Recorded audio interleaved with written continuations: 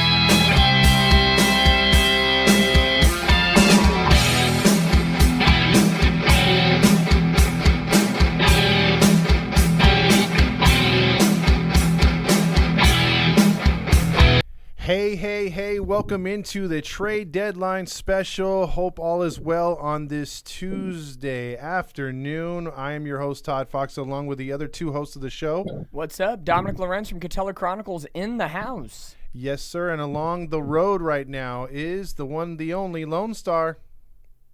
How's it going, guys? Driving back up towards Dallas right now from the horrible city of Houston. There you go. Wait, so do you have Justin Verlander in the back of your car? Yeah, he's transporting. Yeah, I'm transporting him right now. Oh, no, we got in a car accident, but only he was affected. What? Wait, did you hit the eject button? Yeah. Eject, For eject, everyone but eject. Kate Upton. Wow. Low blow. I love it.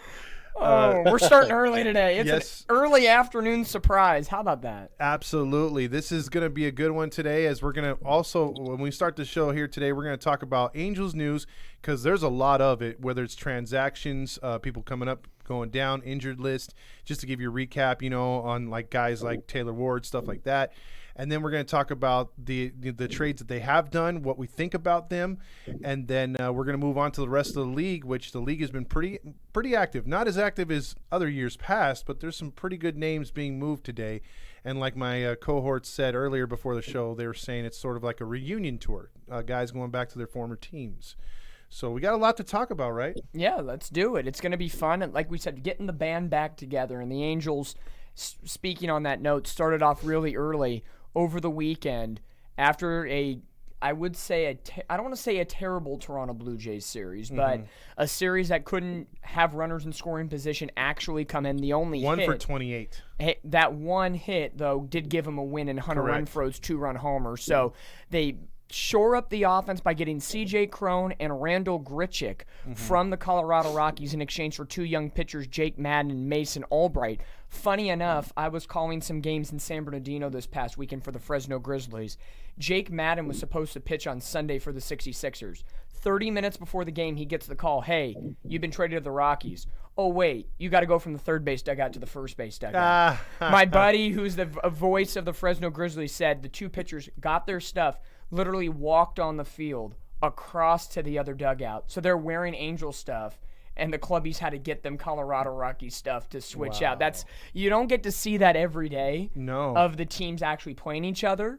But let's start off right there. Cron coming back, Grichuk coming back. 14 years into the making, he was drafted one before Mike Trout, and he makes his Angel debut, picking up a home run in a 4-1 win last night against the Atlanta Braves. We'll get to the Angels versus Braves stuff because we got the live stream of tonight's game as well with Patrick Sandoval on the bump. But overall, Cron and Grichuk now in Angel Red.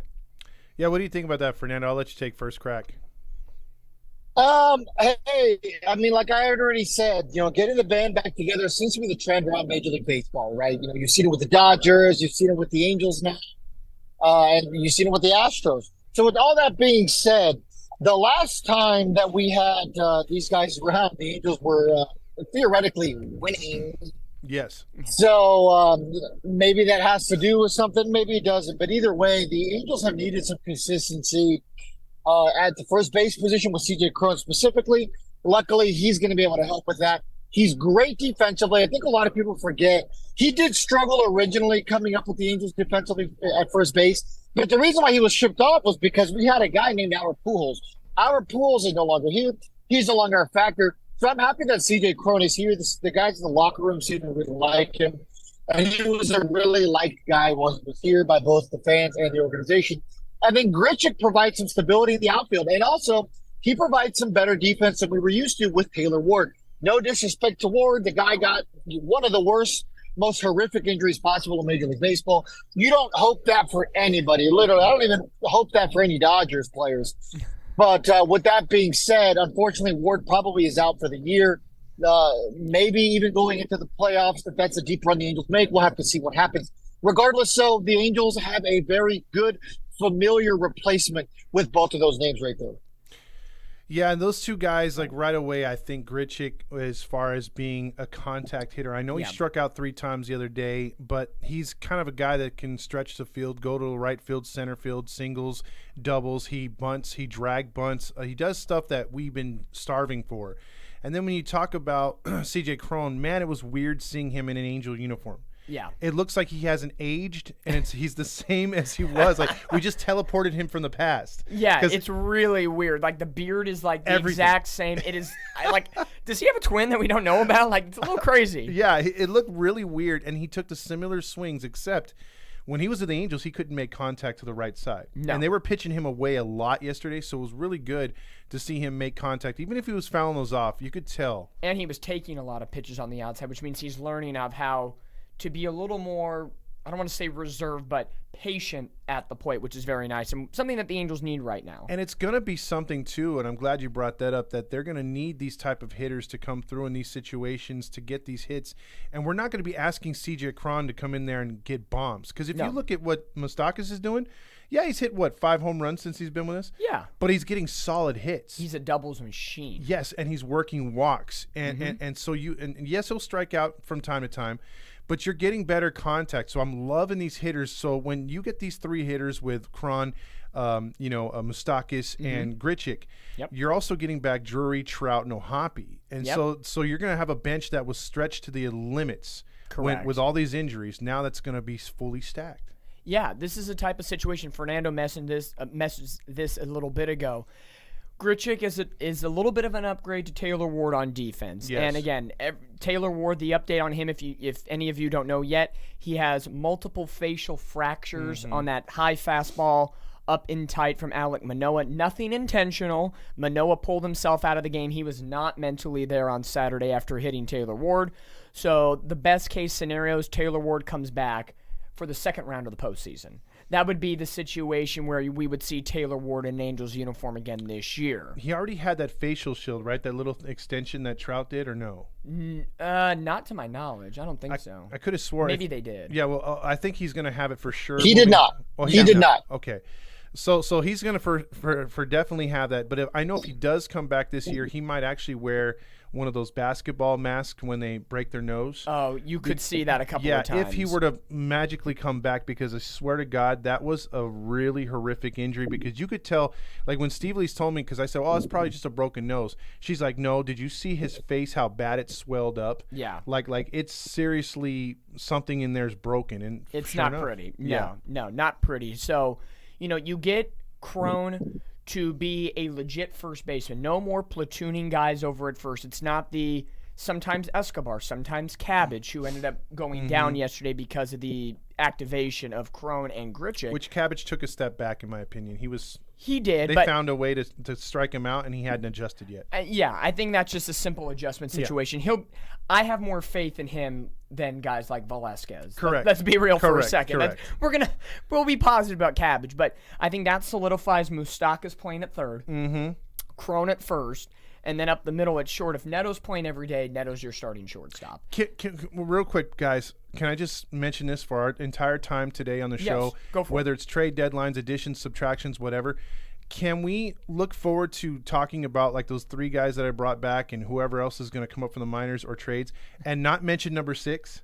I don't think I'm not looking forward to him coming back at all. But funny enough, that is a topic of conversation because let's say at some point, number 6, I don't think he hasn't played enough to deserve his name being spoken of right now.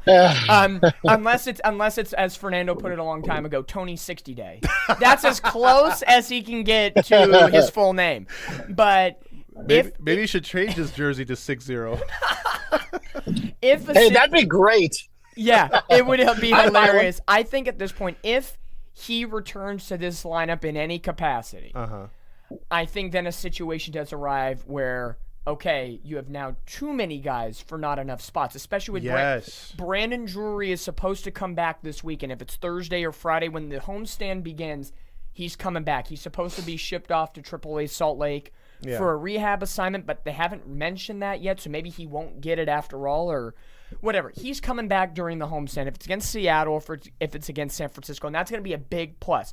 I'm not expecting Drury to hit doubles and bombs right away. He might need a little bit of an adjustment, but just having him back in the lineup is going to be huge for this Angels squad. Because we know what he's capable of. Yeah, he can play first and second, but with Crone being at first, Drury would only play first if Crone needed a day Correct. off. So let's say Drury's healthy, Neto's healthy. There's your starting lineup in the infield. Moustakas, Neto, Drury, Crone. That is much, much better than trying to platoon Velasquez. And it's Escobar, and it's hard to say Rengifo because, oddly enough, right at the wrong time, he's hitting, and he's hitting well in the leadoff spot. Yes. And it's funny, Rengifo and Neto are two guys that hit very well in the leadoff spot, and we saw that last night. Neto wasn't in the lineup or leadoff spot, and he didn't bat really well, and he didn't look like he had comfortable swings. He was a little frustrated. So it's almost like you need two leadoff guys to be in that one leadoff spot. Which I wouldn't mind if they went 1-2 with those guys in front of Ohtani and Trout, but they refused to put those guys in the 3-4 spot, or when Trout would come back. Yeah, and not we're gonna look at the comments in a little bit, but there's one comment that plucks on it. It does factor into this conversation. J-Ram, what happened to Fletcher? Well, since he went back down to AAA, he's only batting .398. Yeah, which he was like on a mini slump here. He couldn't hit the broadside of a barn. And he's on a current 24-game hit streak with AAA Salt Lake. Damn. And that includes the time. So you guys.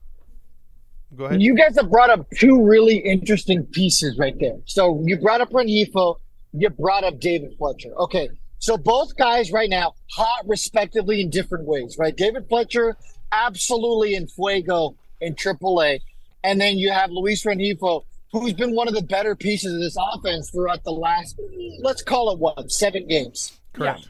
Yeah. So with that being said, what are the odds that both of these gentlemen are in the organization come 2 hours from now?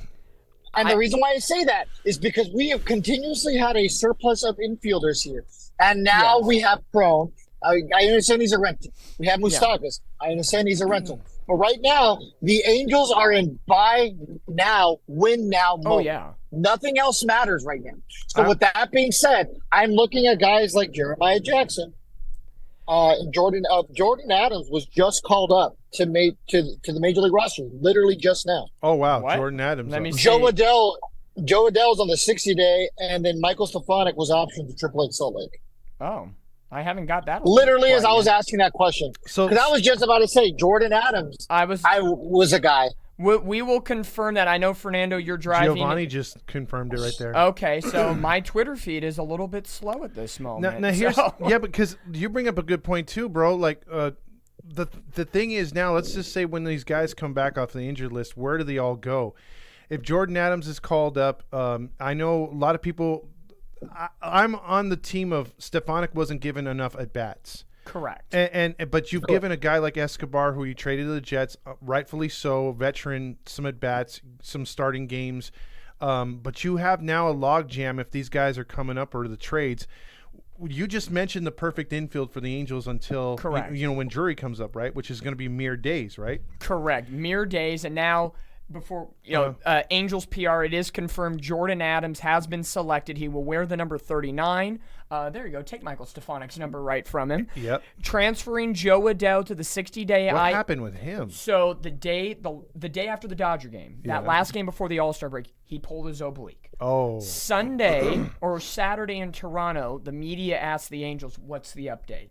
And they said, he's doing okay, but his oblique is not responding as well to the treatment as we've hoped. So we have to go to more drastic measures. And that's all they said, which confirmed to me, bye-bye, adios, muchachos. See you later. He was having a good year. And following last night's game, Michael Stefanik has been optioned back to AAA Salt Lake. which we kind of knew that was going to be the move. They're not getting enough playing time. Velasquez, like a roach, continues to live another day. I'm happy that Stefanic's going back down to AAA because that gives him daily at-bats. Yes. And he continues to get better because he's not doing anything right now, riding the bench, watching Velasquez and knowing, hey, I can be better than you. And I thought when they brought up that Stefanik mirrors Pedroia, he loves Pedroia, grew up as a Pedroia fan, he bats like Pedroia. You know, like he has a really good eye too. He's going to work the pitches. So that's why I was like, dude, this guy needs to see more playing time. Yeah. But like you said, they're obsessed with Velasquez. And now even with him going down and Drury coming back, that infield you were talking about, how many backup infielders can we keep on the roster? Because now you're going to have Escobar, you're going to have Squid, and you're going to have Renifo. And then what do you do with Fletcher? Do you just keep him down there in trouble? I mean, these guys got to be moved. I think the whole situation with Fletcher is going to be figured out in about an hour and a half.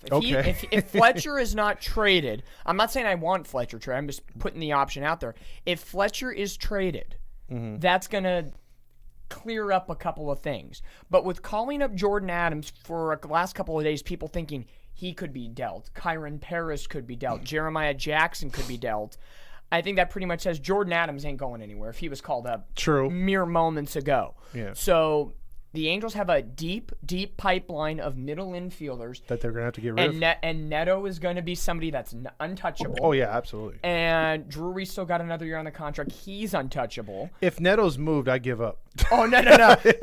You would be dumb to see that happen. Fuck the Angels.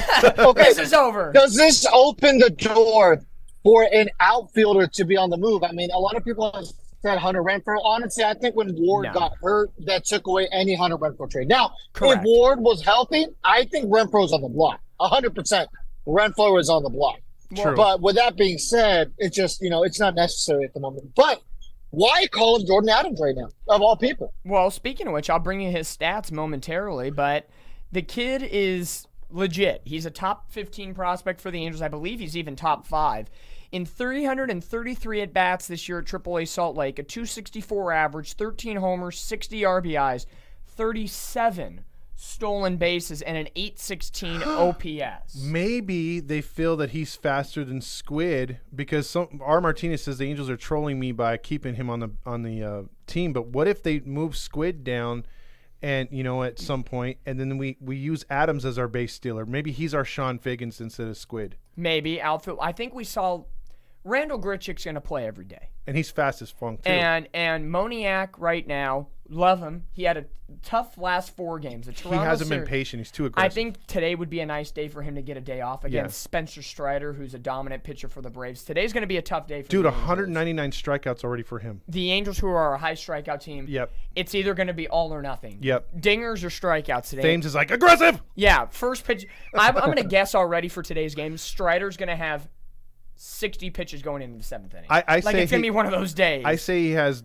at least 10 strikeouts today. At least. Oh, before one inning. Before what inning are we talking about? But Jordan Adams, he's going to be an outfielder. Renfroe can play first, but you got Mike Trout's coming back up. Maybe Jordan Adams is just a fourth outfielder. Until Mike Trout comes back. Could be. That could be fair just to get a glimpse, like Trey Cabbage, just to get a glimpse of what he's like. And what he can do if he could hit major league pitching. We saw what the Angels did when Cabbage came up. They got hot. They swept the Yankees. He helped them in that series against the Astros, even though they lost, but he gave them like 4 RBIs in that series. Yeah, he's had a couple games with multiple RBIs. I think they're just looking at spark plugs just to give this team an extra oomph for 2 weeks and then bring him back down. Just like Stefanik. He was an oomph for that Yankees series, and then that was it. So it's an interesting situation. The timing of it is questionable. Yeah, this Jordan Adams move makes a lot more sense a week ago when maybe you're trying to get some trade stock for him, right? Because I don't see Jordan Adams as a long-term piece here for the Angels because it doesn't seem like the organization ever viewed him as a long-term piece. It's very similar to Michael Stefanik. Could Michael Stefanik be an everyday major league infielder? Absolutely. But I don't think the organization views him in such light. It's the same thing with Jeremiah Jackson. Never gotten the attention that they deserve in this organization.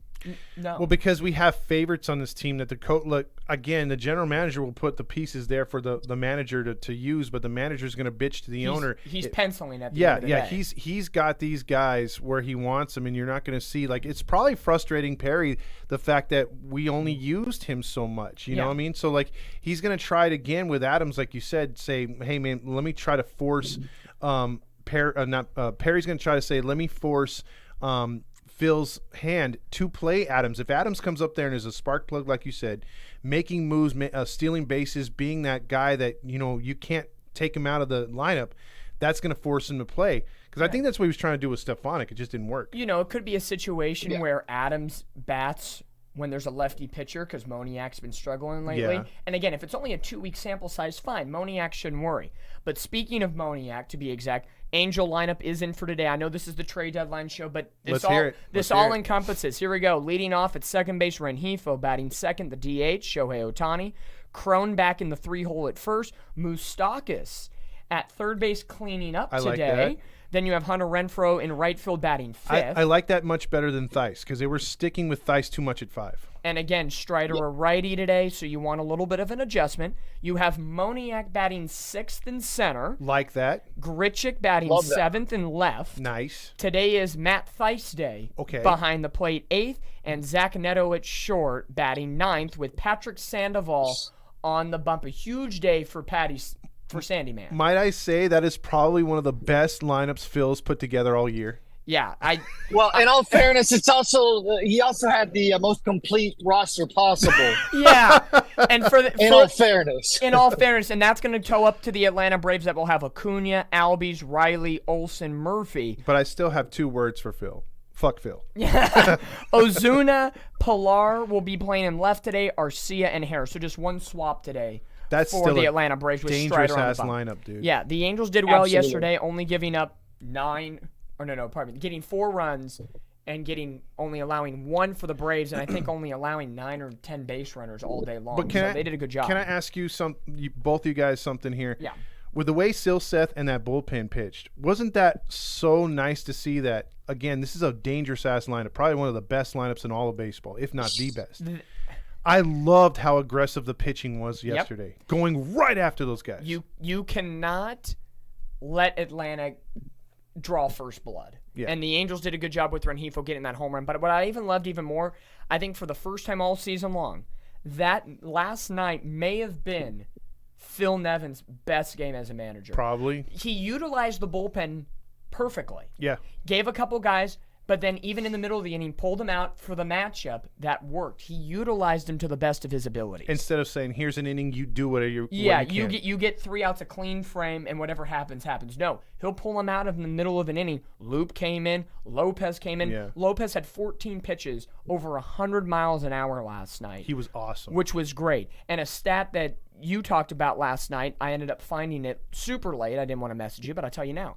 The Angels are 38-26 with Zach Neto in the lineup this year. I wonder what the squid the what the squid line is at the end of the day. But Fernando, would you agree Phil Nevin's best managerial night was last night? Yeah, hold up. I'm trying to get some follow-up here. It looks like Victor Moratis or whatever is also he also has a locker, but yes. That move isn't official. Victor Moratos, yeah. Is that a bullpen piece? He's a starter in Double-A, but probably a bullpen piece. He wouldn't be a starter, no. Okay, yeah. I don't know too much about him. I don't know if any of you guys can maybe pull up the stats as we talk. I'll look it up right now. Just in case. He came up once this year. That's just in case. Yeah, he came up once this year. I think pitched 2 appearances or something along the lines. It was at home. I don't know if it was the Marlins series. I think that might be if we need someone to go long. If there's a this puts more into the picture. This morning, Angels did make a move this morning. Tucker Davidson was traded to the Kansas City Royals in exchange for cash consideration. So Tucker Davidson is with the second worst team in baseball, the Kansas City Royals. That makes sense. Take that for what it is, a little cash cow. But Fernando, again, take the floor with Phil Nevin and other things you have on your mind. Phil Nevin, very well managed game. I mean, about people if it's due, and we're also the first to give credit where it's deserved. And Phil took a team who probably should have no business essentially shutting out the Braves. I know they got to run, but that's about as close to a shutout against that lineup as they have probably seen all year. Yeah. They were completely overmatched by this Angels bullpen. And you also have to give credit to the Angels defense. It was a very well played game all around. CJ Cron with a very large insurance run at the very end. Lopez coming in and being closer 1B, if you will. It was just a very, very comforting way to welcome a lot of these guys. Like Grichuk going oppo in his first home run in 14 years as an Angel, right? Yeah, it was nice to see Mike Trout on the bench too, being all happy to see him and everything else like that. That was cool. Yeah, but besides Tucker Davidson, Medeiros has won 16 games. He's 4-6 this year. 5.45 ERA, 87 strikeouts and 77 innings pitched. This year he did come up. I think Grillmaster called it when we had the tailgate. He was there 2 games, 13 ERA with the Angels, 2 innings. Yeah, 2 innings of work, kind of some tough work. I think this might be a move where just need an extra arm in the rotation for the last 2 days of this road trip, and especially with a short turnover tonight. You got a night game tonight, and then Pacific time, a 9:05 first pitch Pacific time with Lucas Giolito on the bump tomorrow. So I think it's more of a just-in-case situation. Sandoval hasn't been going deep into the games this year. Correct. I think this is something where it might not be for tonight. It might set up for tomorrow. Yeah. Whatever Sandoval innings-wise goes tonight, Giolito tomorrow. I think it's just we need to get back home and get some days off. But besides Grichuk and Cron, and now the Tucker Davidson move today for cash considerations, we've talked at length about the Eduardo Escobar trade, the Mike Moustakas trade. Pretty much the Angels are the revamped Colorado Rockies, getting the band back together. We talked at length, and Fernando was on the podcast last week for Catella Chronicles. The night Lucas Giolito was traded with Reynaldo Lopez in exchange for Edgar Quiero and Kai Busch, who Fernando called on the podcast saying Kai Busch may be on the move, and just like that, it was Lucas Giolito. So before we get into more trades and different things, out of everything that the Angels have done so far this trade deadline or over the past month, what would you grade the Escobar, Moustakas, Giolito, Lopez, and Cron, Grichuk, those moves? What would you give Perry Manassian right now? And Todd, we'll start with you, then we'll go to Fernando. I'd like to say B+, if not, an A-. I think it's really good depth for helping out this team. It's going to give Phil every option to win a ball game late or have guys in place that you're not sitting there. As long as Squid is not on the goddamn fucking roster, again, you could look to the bench and be like, okay, capable. And when, I hate to say it because Wallach had a good day the other day. Yeah. When Wallach is, eventually moved down because of Ohapi, again, you're going to have quite a few weapons there, and the offense is going to get way better. And I anticipate, I'm not saying it's going to happen, but one would anticipate with the hitters that you brought up and the guys they moved over, just on the hitting side, we should be doing really like we should upgrade our runners in scoring position average, because right now it's 230. On paper right now. On paper, we should be starting to get runs in. And my only thing is, stop being such an asshole. Put your ego aside, Phil, and let's manufacture runs till we get hot. Yeah. Because we could have won that Toronto series very easily had we decided to bunt here and there and hit a sacrifice fly or two. Friday's game was umpiring. And the pitching. The pitching, I think, Giolito's been good. These, like I said, Anderson's been good lately. Again, we need a big start here from Sandoval today. Yeah. But the pitching, and credit again to Perry in the bullpen, is doing an outstanding job. So I know I said a little too much, but Fernando, what do you got, man? All right, is this Todd saying he wants some bunting? By bunting? Here, bunt there? Yeah, exactly. I want a bunt here and a little bunt there. I'm going to go ahead and give Perry a B-. Okay. And the only reason I'm going to give a B- is because I do feel there was some overpaying here. We're now talking about a situation where the Angels go from one of the worst farm systems to And the reason why I'm still giving him a good grade is because the Angels needed to go all in. They were in a position of choice. They had to move all their chips into the center. Now, they still have a couple of chips left. They're hiding them in their sock, and they're ready to throw them in the center if need be, and if the right move presents itself. But with that being said, the Angels have no choice, okay? For everyone out there who's like, well, they can't get rid of Kai Bush and they can't get rid of Cuero and what the organization finally has a sense of direction. I said it with Todd. I said it multiple times. We're all blue in the face from saying it. Yep. You got to shut your monkey ass up, and you got to make these trades because these are the trades that you're going to, A, remember, and B, they will change your organization for hopefully the better. And these are the moves you have. You don't have a choice. You're trying to, A, show Shohei that, this is a place worth staying.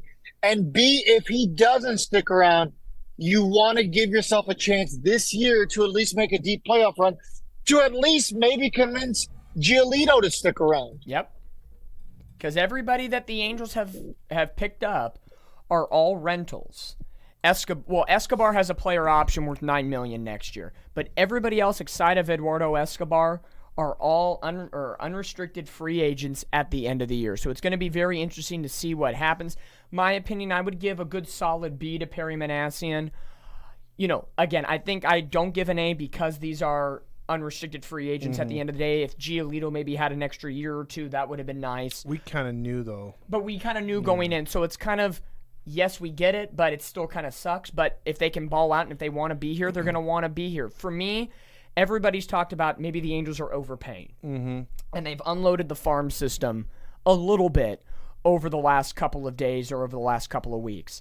In my opinion, besides Edgar Guerrero and maybe Kai Bush and Mason Albright, who was in the Grichuk-Crone trade on Sunday, no disrespect to the other players, no disrespect, I don't feel they're going to be in the majors within the next 2 to 3 seasons. Yeah. I think Kiro could be with the White Sox going into a rebuild. I think maybe not next year, but 2025. Kai Bush will definitely be pushed up there. I think he could be pushed, start at the bullpen at some point next year, and then into their rotation after that.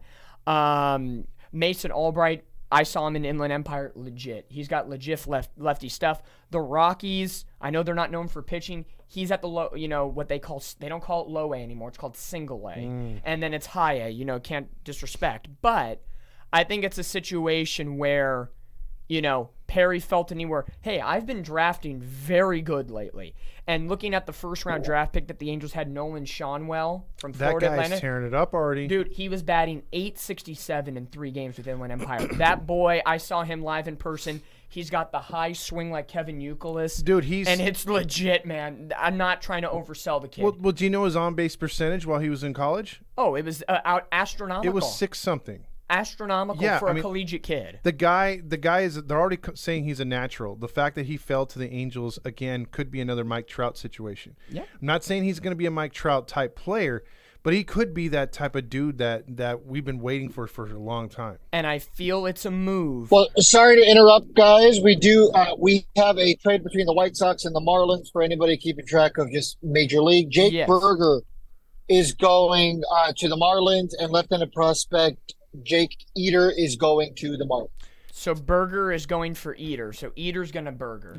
So come on.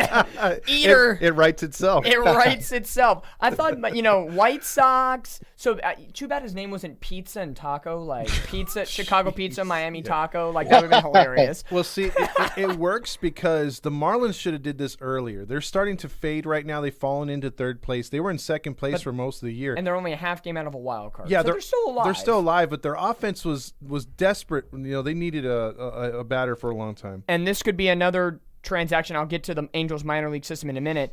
Cubs have just DFA'd Trey Mancini, who's a veteran outfielder and first baseman, which is a big move for them. So someone will be on the Trey Mancini train. He's a veteran. He's been to the postseason. He can give it a batter, too. He won the World Series last year with the Houston Astros, so that would be somebody to look out for. But to finish my thought on the Angels farm system, I just think Perry did not see the guys that they traded. Even though they were top 30 prospects, someone that's going to affect this major league club within the next 2 to 3 years. They didn't trade Ohapi. They didn't trade Neto. They didn't trade Silseth. They didn't trade Adams. They didn't trade Stefanik. That's true. You know, I know there's an hour and 12 minutes left, but still, nobody like that has been traded quite yet. So I think they felt okay that, and Perry, let's be real, he has had some legit draft picks over the last 2 seasons legitimately. And even if you look back to 2020, he's done a phenomenal job. With Reed Detmers and everybody else. So I think they weighed the good with the bad and said, we can trade a lot of guys. We can pick up maybe the DFA market in the offseason. You know, this offseason could be big with the Angels too, with free agents and trades. So I think they weighed the good with the bad. So I don't think the Angels have they didn't trade all 10 of their top prospects. The 2 and 3 pick was big. Everybody else is number 16 and below. So Mason Albright is one that I'm like, ooh, that's a good young arm in the top 30. But besides that, you have Ohapi. Kiro was not going to play over Ohapi at this point. And Kai Bush was going to be more of a 4-5 back end of your rotation. And again, if they re-sign Ohtani, and let's say they get Giolito and you have Anderson for the next 2 years, where's Kai Bush going to go? Yeah. He'd be a bullpen piece, and we don't want to treat him like Sosa back and forth. Or he'd be a number 6 guy like Suarez. Exactly. So give them an opportunity with the Chicago White Sox and hope for the best for them. Nothing personal. It's just business, but we appreciate what they did to our minor league system. And I still think with an hour left or so here on the deadline, we got at least one more trade coming for the Angels, whether it's a reliever or somebody else, a starter. But here's what I want to say real quick to Fernando and get his take on this. Yeah, so the Angels are 56 and 51. They've now crawled within 4.5. We could kind of sniff the division a little bit. We're under 5. What's the celebration? In the NFL. Yeah, yes, let's go. Texas is 3-7 their last 10. They've lost 3 in a row. Houston is only a half game out. And I think Fernando said the other day the Texas two-step is coming up, and we have a shot right there. So with that being said, though, Seattle, the interesting thing that I want to ask Fernando about, Seattle is 5 games out. They've won 2 in a row, yet they are in a sellers-type mood. They've gotten rid of a couple guys and really haven't picked up anybody. So what do you think about that, Fernando, like with Seattle? And Paul Sewell was the big piece they so far dumped, right? He was one of the best closers that was available on the trade market. They haven't made any other moves, right? They've said that they're not getting rid of obviously Rodriguez is off the table completely. Ty France, who is just simply a true first baseman. They might be getting a couple calls for him, and I forgot who the other guy is. Teoscar Hernandez. Hernandez. That was the name. Yeah.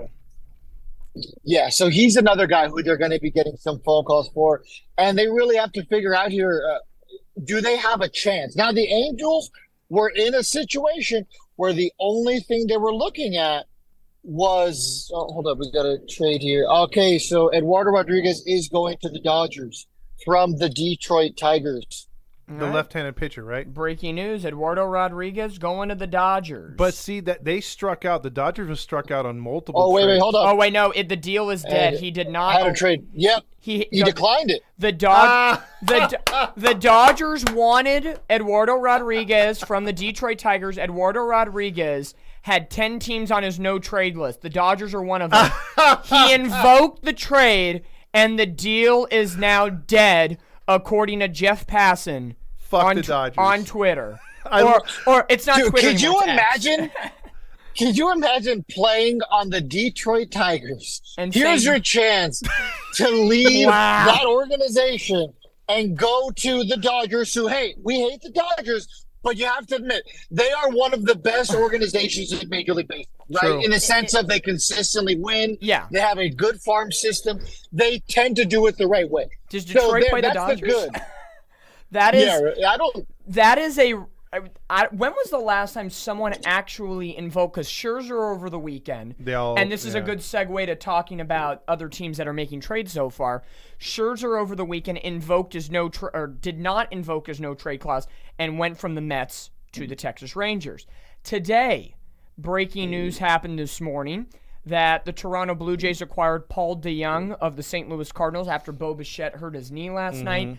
a TBD on when he will be healthy. They don't expect it to be long term, but they get an extra infielder in Toronto. And he's their best hitter since Guerrero's had a down year. He's had the most hits in baseball last year and the year before. Yeah. And then looking at it from another perspective, the San Diego Padres, who are a fringe team like the Mariners and like a lot of other people which are in the farther wild card. out, which doesn't make any sense. Exactly. They acquire Rich Hill and G-Man Choi from the Pittsburgh Pirates. I thought they'd be selling in exchange for 3 prospects. So they get, Rich Hill, who is older but gets you some innings, and G-Man Choi is your rotational first baseman. That's interesting. And then the big news of the day, or 2 big pitchers that went off the market just about an hour ago. Our old friend Michael Lorenzen is being shipped from Detroit, and he's reuniting with his ex-teammate Brandon Marsh in Philadelphia with the Phillies. And then the big news of the day thus far, if you don't know already, after a 4-month hiatus in New York, Justin Verlander and his wife Kate Upton are moving back to Houston. They're going to be neighbors with Fernando. Yes, and with Ty Buttrey as well. Correct. That's the one that only the one I get scared about, because I don't think Scherzer's going to make much of an indent over there in Texas. I think he's cooked. Verlander is a different pitcher in Houston. Their coaching staff is so much better, and I think they'll get the best of what he's got left to pitch. Well, and I think he's going to help them. The theme in Houston is "In Dusty, we trusty." Well, you know what? But it's like the Dodgers. The Dodgers as an organization are put together pretty well.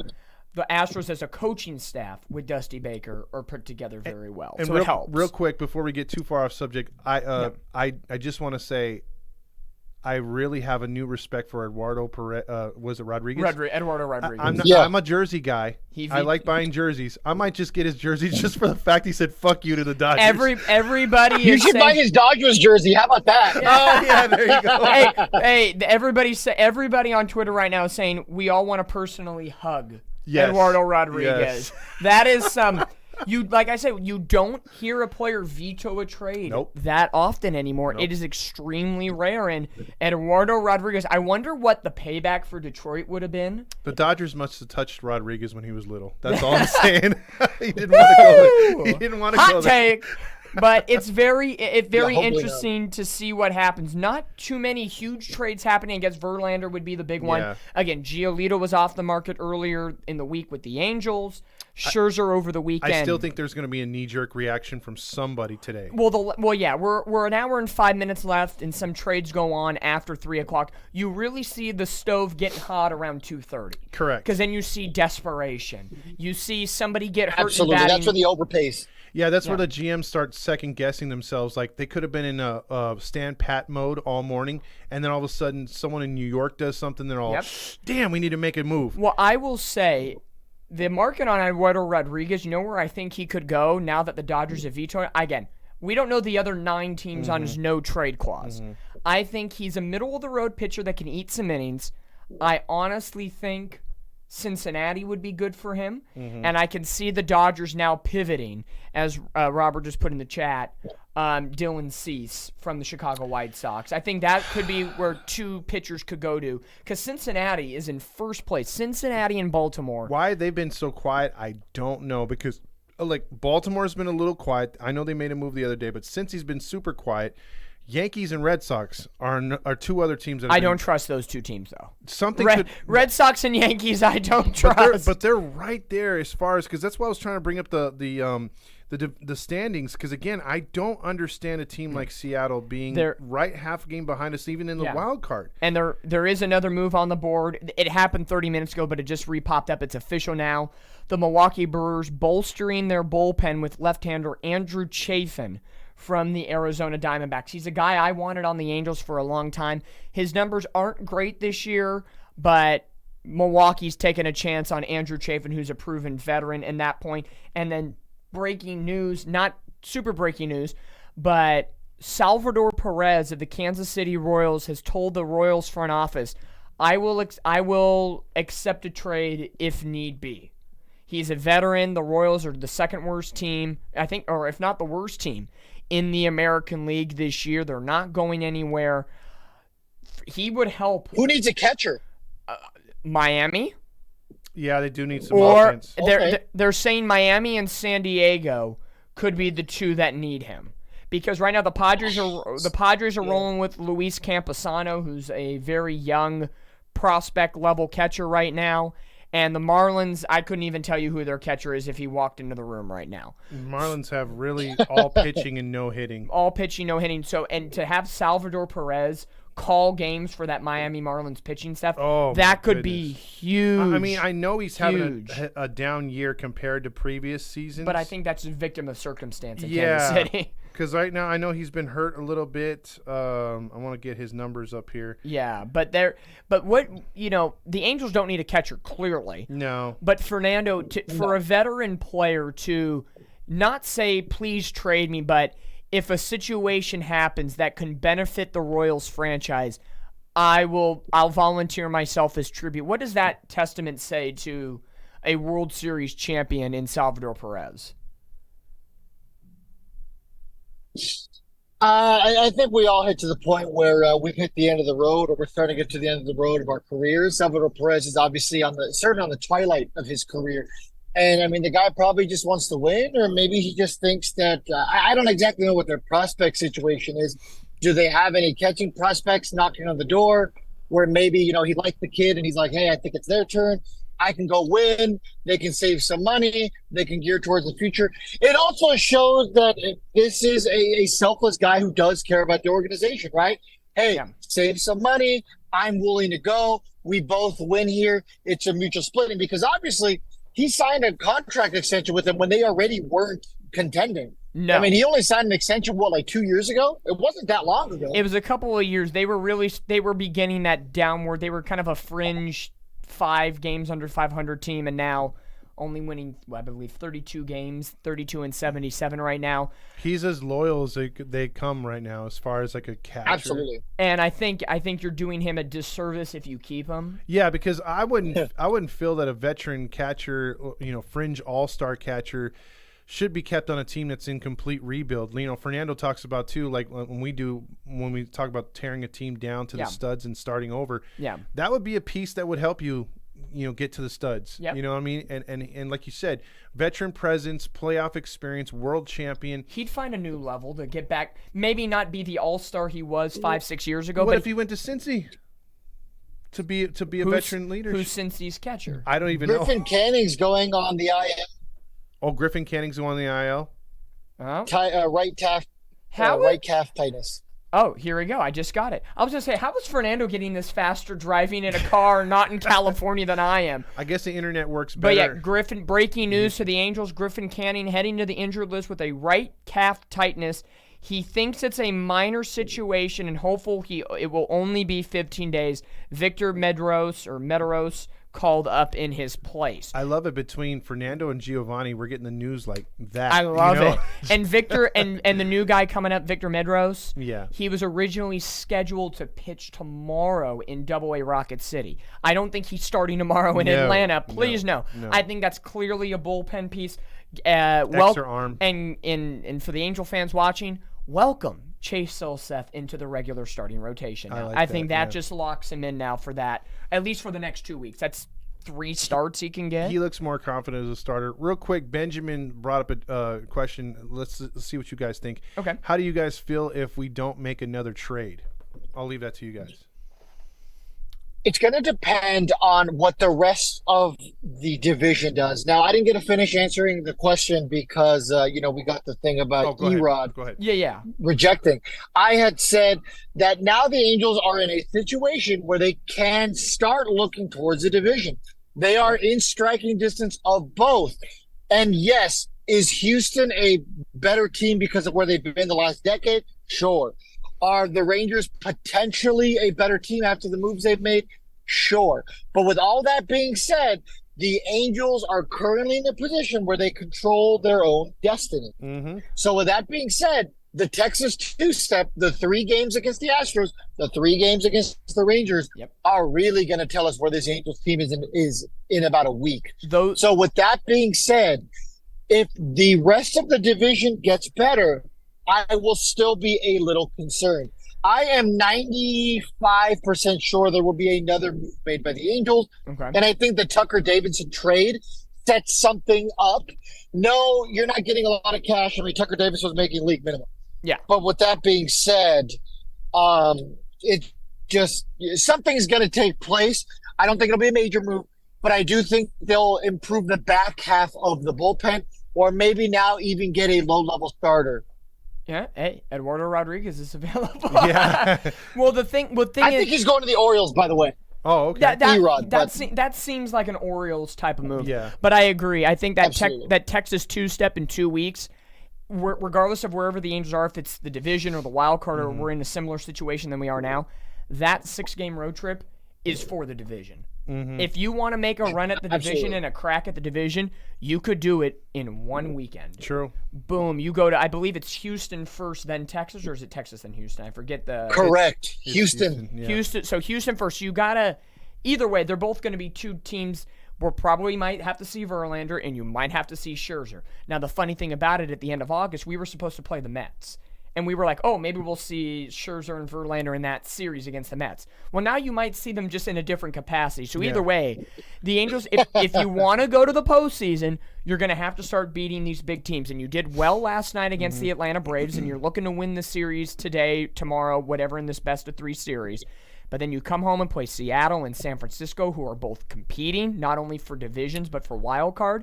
And then the Texas two-step. And then you come back, and you got Tampa Bay and Cincinnati. So the next 3 weeks, the Angels got to gear up. This is where everybody they're playing, with the exclusion of Seattle, are all in playoff spots. Phil's got to chase wins, definitely, and this team's got to play up to its potential, and they got to do better, and they've got to grind out runs. I'm sick of this bullshit where you get a leadoff double and you just want to swing away. That's where strikeouts happen. That's where bad things happen. You pop up. It's time to put down some bunts, put your fucking ego aside, and let's win games. Because I'm gonna give you guys a hot take. Here's my hot take. Go for it. No matter what happens today or tomorrow in Atlanta, I don't really care about that. I'm thinking that after the trade deadline today, and that's why I've brought up Seattle multiple times so far, I think Seattle gets demoralized as a team and as a coaching staff. And I think that they really fallen back into this look. Our organization gave up on us. Our general manager gave up on us, doesn't believe we're going to win. The team doesn't believe we're going to win. And I think they're going to fall into a rut. And I think the Angels kick their ass when they come here to Seattle. Didn't that happen 2 years ago when they traded Kendall Graveman, who was their closer, traded him to Houston, and the team walks into the dugout and Jerry DiPoto's down there saying, oh, this is what I did. And they're like, why the heck are you trading our closer right now? We're like 7 games above 500 in a wild card spot.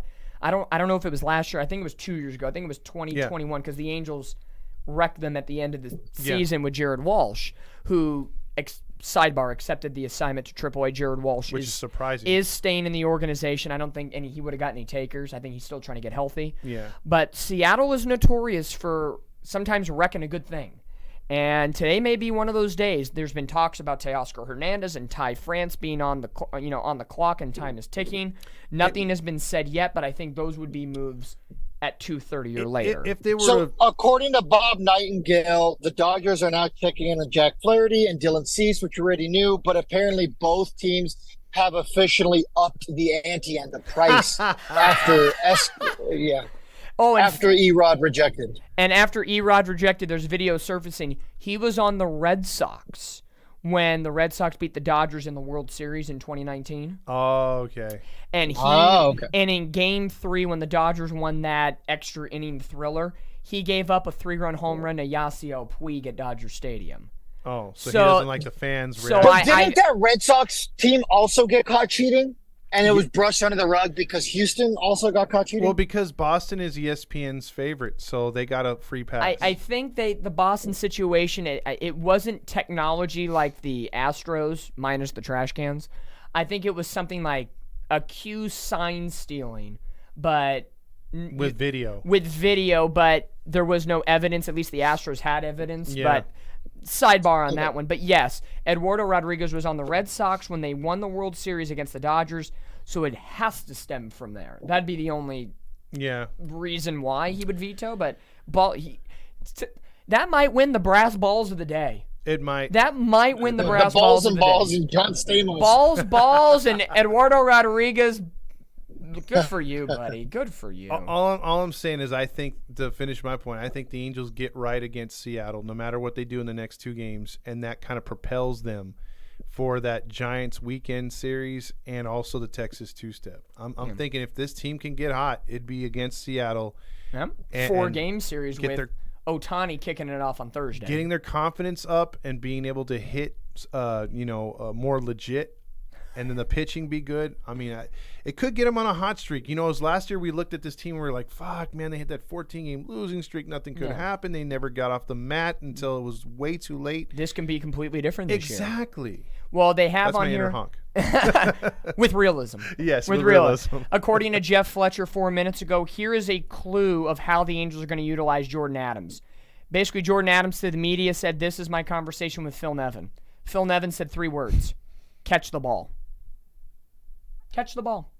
So that tells me, is that a defensive replacement late in games? I don't know. Probably for Grichuk. He's your squid outfielder. Yeah, that's probably to replace anything like that happening. But Renfroe plays defense. Moniak plays defense. Grichuk plays defense. I think Grichuk would be the odd man out of a late inning, late game replacement. So interesting. But so I don't know. Maybe he gets the Stefanik treatment, just the opposite Stefanik treatment. Probably. Which is, we're going to bring you in for defense, but you don't get any at-bats. And if you start, you're only playing 4 innings and Squid replaces you. Yeah, exactly. So interesting how they're going to set up. My guess, Jordan Adams, maybe, if the Angels win tonight, maybe Jordan Adams gets his debut tomorrow in the day game. Could be. Because, again, it's in the 90s. It's hot. It's Atlanta. It's humid. It's actually, their humidity was only like at 30%. It's more humid here in SoCal than anywhere else. So maybe Jordan Adams gets his debut tomorrow. I believe Chirinos is starting. I'm not sure if the Atlanta starter is a righty or a lefty. If it's a lefty, Jordan Adams is a righty.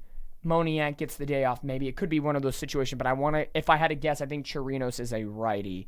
I don't know if anybody in the chat knows. I'll take a look here, whoever beats me to the punch first. But we are under the hour mark left here in the 2023 MLB trade deadline. A lot of deals have gone on through. The Angels, they had their big one on Sunday to get Cron and Grichuk from the Rockies. They had some a couple weeks ago with Moustakas and Escobar, Giolito last week. The big ones of the day so far, I guess we could say the biggest was Justin Verlander returning to the Houston Astros from the New York Mets. Scherzer was traded from the Mets to the Rangers over the weekend. Paul DeJong of the St. Louis Cardinals is going to Toronto. Michael Lorenzen going to the Phillies. I hope the Dodgers get Flaherty, by the way. He sucks. And speaking of the Dodgers, Eduardo Rodriguez on his way to the Dodgers, but at the last possible minute says, "No, I veto. I'm staying in Detroit." No. No. So that's where we're at right now. Jake Berger was traded from the White Sox to the Miami Marlins. It's a good move. So pretty much at this moment, the White Sox are the biggest sellers. The Mets are becoming the biggest sellers. And, we can't really say who won the trade deadline yet. I would say if we already know ESPN and MLB Network, I've been watching everything this morning. Nearly everybody, except for maybe a handful of guys on the MLB Network set, are still extremely upset that Ohtani's not on the move. Well, you know what their promo is? Of course. I was listening to, because for some reason, Steve Lees likes listening to AM 830 because she loves to laugh, by the way, because that station sucks, even when they do ESPN programming. But there was an ESPN program that came on, and their to promote their show, they had the guy on from who's the ESPN, the top baseball writer they got on the John Morosi? No, it wasn't Morosi. Passan? Yeah, Jeff Passan. Jeff Passan. Yeah, he's ESPN. So he was on there, and he was like, oh no, it wasn't Passan. It was the National League. Because Passan's one of the guys that actually is like, what? He covers the Angels or Ohtani, and he said that's actually a good move for the Angels. Yeah, no, it was one of their. Yeah, I actually like Jeff Passan. Yeah, it was one of their guys that covers all of Major League Baseball. Oh, Alden Gonzalez? No. He's a longtime guy. He's always on there. The older white guy? Yeah. Oh, there it was a Buster Only. Oh, older white guy there. Thank you. Thanks, Sean. Thank you. Come again. Yeah. So it was a promo, and Only comes on there, and he's like, you know what? This is a big ballsy move by the Angels. Now it's gonna be talked about if they don't re-sign Ohtani. Now it's gonna be talked about one of the worst moves that didn't happen. Yep. And they're already out there, already trying to judge the Angels already. You know what I mean? They're already wanting to chastise them so bad. Yep. They were so mad that he didn't go nowhere. You're right. And real quick, Ray Ochoa says it's probably Adams for Moniak because of Moniak's moves. The lefty situation. Yeah, that would make sense. I think at the end of the day, if it's something less, sure. Go for it. Whatever helps this team win. I don't care at the end of the day. Bring players up that are going to help the team win. And if that's the situation, and Jordan Adams, even if it's just defensive purposes, fine. Just utilize him the right way. If Phil Nevin can replicate yesterday against Atlanta, managerial-wise, there's a solid chance we can make a run of this division. That was a very nice, gritty win against a very good team. Phil Nevin's the guy. Don't do too much. Yeah. He cannot try to do too much with this team. I wish I could just tell him, don't overthink and just play the basics and the fundamentals. Yeah. Because what you were talking about earlier and Fernando brought up too, this defense has looked so much better, and there's a reason why. Because when the season started, the first month when we were having all those errors, first month and a half, guess who accepted the job to work from bench coach to now taking care of the defense? Benji Gill. Yeah. There's a reason why this defense has looked much better. Yeah, it helps when Zach Neto's on your team, too, making great plays. Absolutely. And Moniak's diving and other things are happening in the right way. Correct. But that's the situation. So those have been pretty much the biggest moves of the day thus far. I know there's been some smaller moves. The Padres have made a move for Rich Hill and G-Man Choi. Chafin going from the Diamondbacks, which is interesting. The Diamondbacks are in the thick of it, but they trade their reliever to Milwaukee. And then there's rumors that Seattle doesn't want to tear it down to the studs, but Teoscar Hernandez, their right fielder, and Ty France, their first baseman, could be on the move. That's a team that has trouble scoring, and they're giving away two of their better hitters. And I would say this with Eduardo Rodriguez now invoking his no trade clause to the Dodgers, and now saying middle fingering the Dodgers.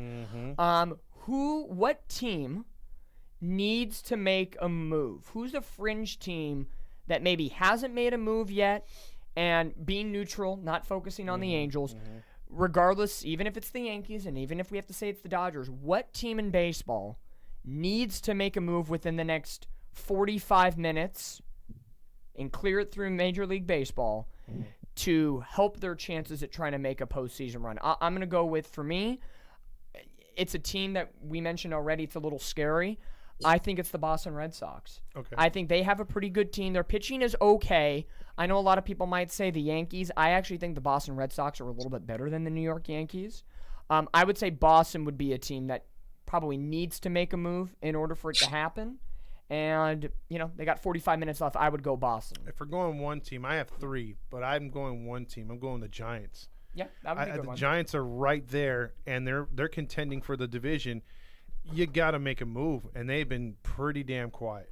Yeah, that's how they've been over the last, they tried making the move to get Judge last year, and it didn't work out in a couple of the things.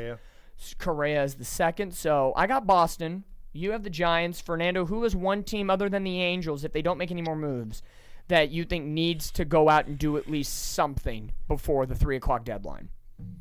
Give me Baltimore. I think they are a young team, and I think they want to prove to their young guys, like, hey, we believe in you guys, and we're serious about winning. And then not only that, but they have the prospect capital, and they have the controllable young guys already.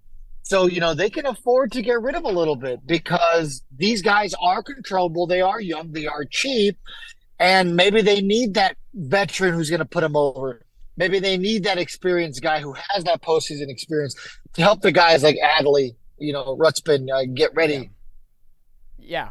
I agree with that too. That's a smart play. I mean, they like you said, need a veteran, because obviously if they didn't have Rauschman, Salvador Perez would have been perfect. Oh, fit. That would have been the guaranteed fit.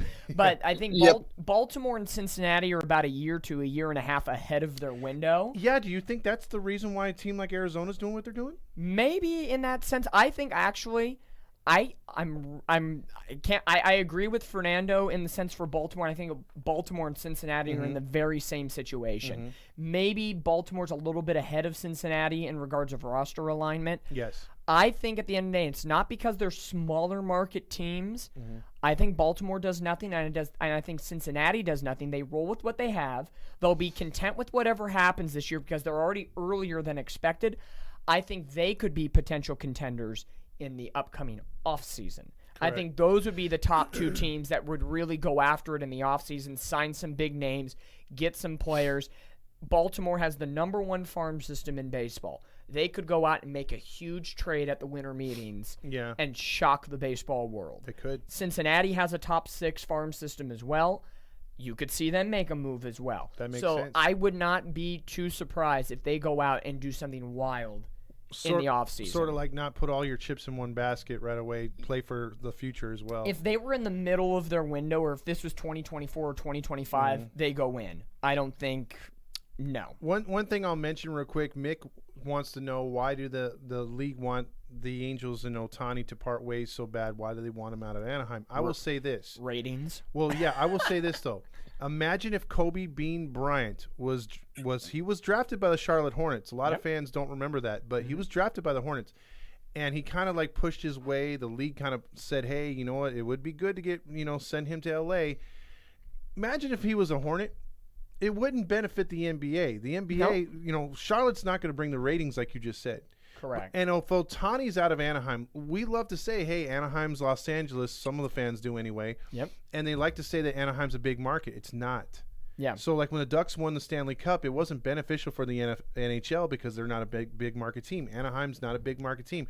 Would they love for Ohtani to be on the Dodgers, the Yankees, the Red Sox, hell, even Texas? Sure, why not? Yeah, because that would bring in the ratings. It's bigger viewership. Oh, revenue-wise, absolutely. Yeah, that's why the league and its cronies like Buster Olney want him in a bigger market. Yeah, that's what it is. That's because that means they can get more work at ESPN. Because face it, Ohtani's the Kobe Bryant of baseball. Correct. In my opinion. Correct. Mr. Worldwide. Exactly. Breaking news: there is a trade. It's a smaller trade, but a trade nevertheless. I actually know the pitcher that's getting dealt, which is kind of funny. I knew him in his minor league days. He's a funny guy, great pitcher, high velocity. The White Sox have agreed to acquire Luis Patino from the Tampa Bay Rays in exchange for cold, hard cash. I think it's right now for cold, hard cash. I think it's Dominic and Giovanni breaking the news right here. I love it. Hey, Fernando, no, Giovanni beat me on it. So Giovanni, it must be attached. He's got the inside track. But a good friend of mine, Luis Patino, I knew him from when he was in the Padres system with Lake Elsinore. Fun kid, enjoyable pitcher. He is locked in on the mound. He hasn't had that much of an opportunity with Tampa Bay. He's been utilized kind of like a Silseth. Bullpen, spot starter, back to AAA, back and forth. And I think with the White Sox now in absolute full rebuild mode, if he can be a starter, that kid's got some legit sense in him. And Kai Busch and him in the same rotation, that could be good for the White Sox. But again, nevertheless, a smaller trade here at 2:20 p.m. Patino from the Rays going to the White Sox in exchange for cold, hard cash. Can we do this? Can someone either on our page or someone out there that's watching right now, can someone make a meme of Oprah Winfrey with a White Sox logo on her face saying, you get a pitcher, you get a pitcher, you get a pitcher, because that's what's happening. That's pretty much the only I think Berger's been the only non-pitcher they've dealt.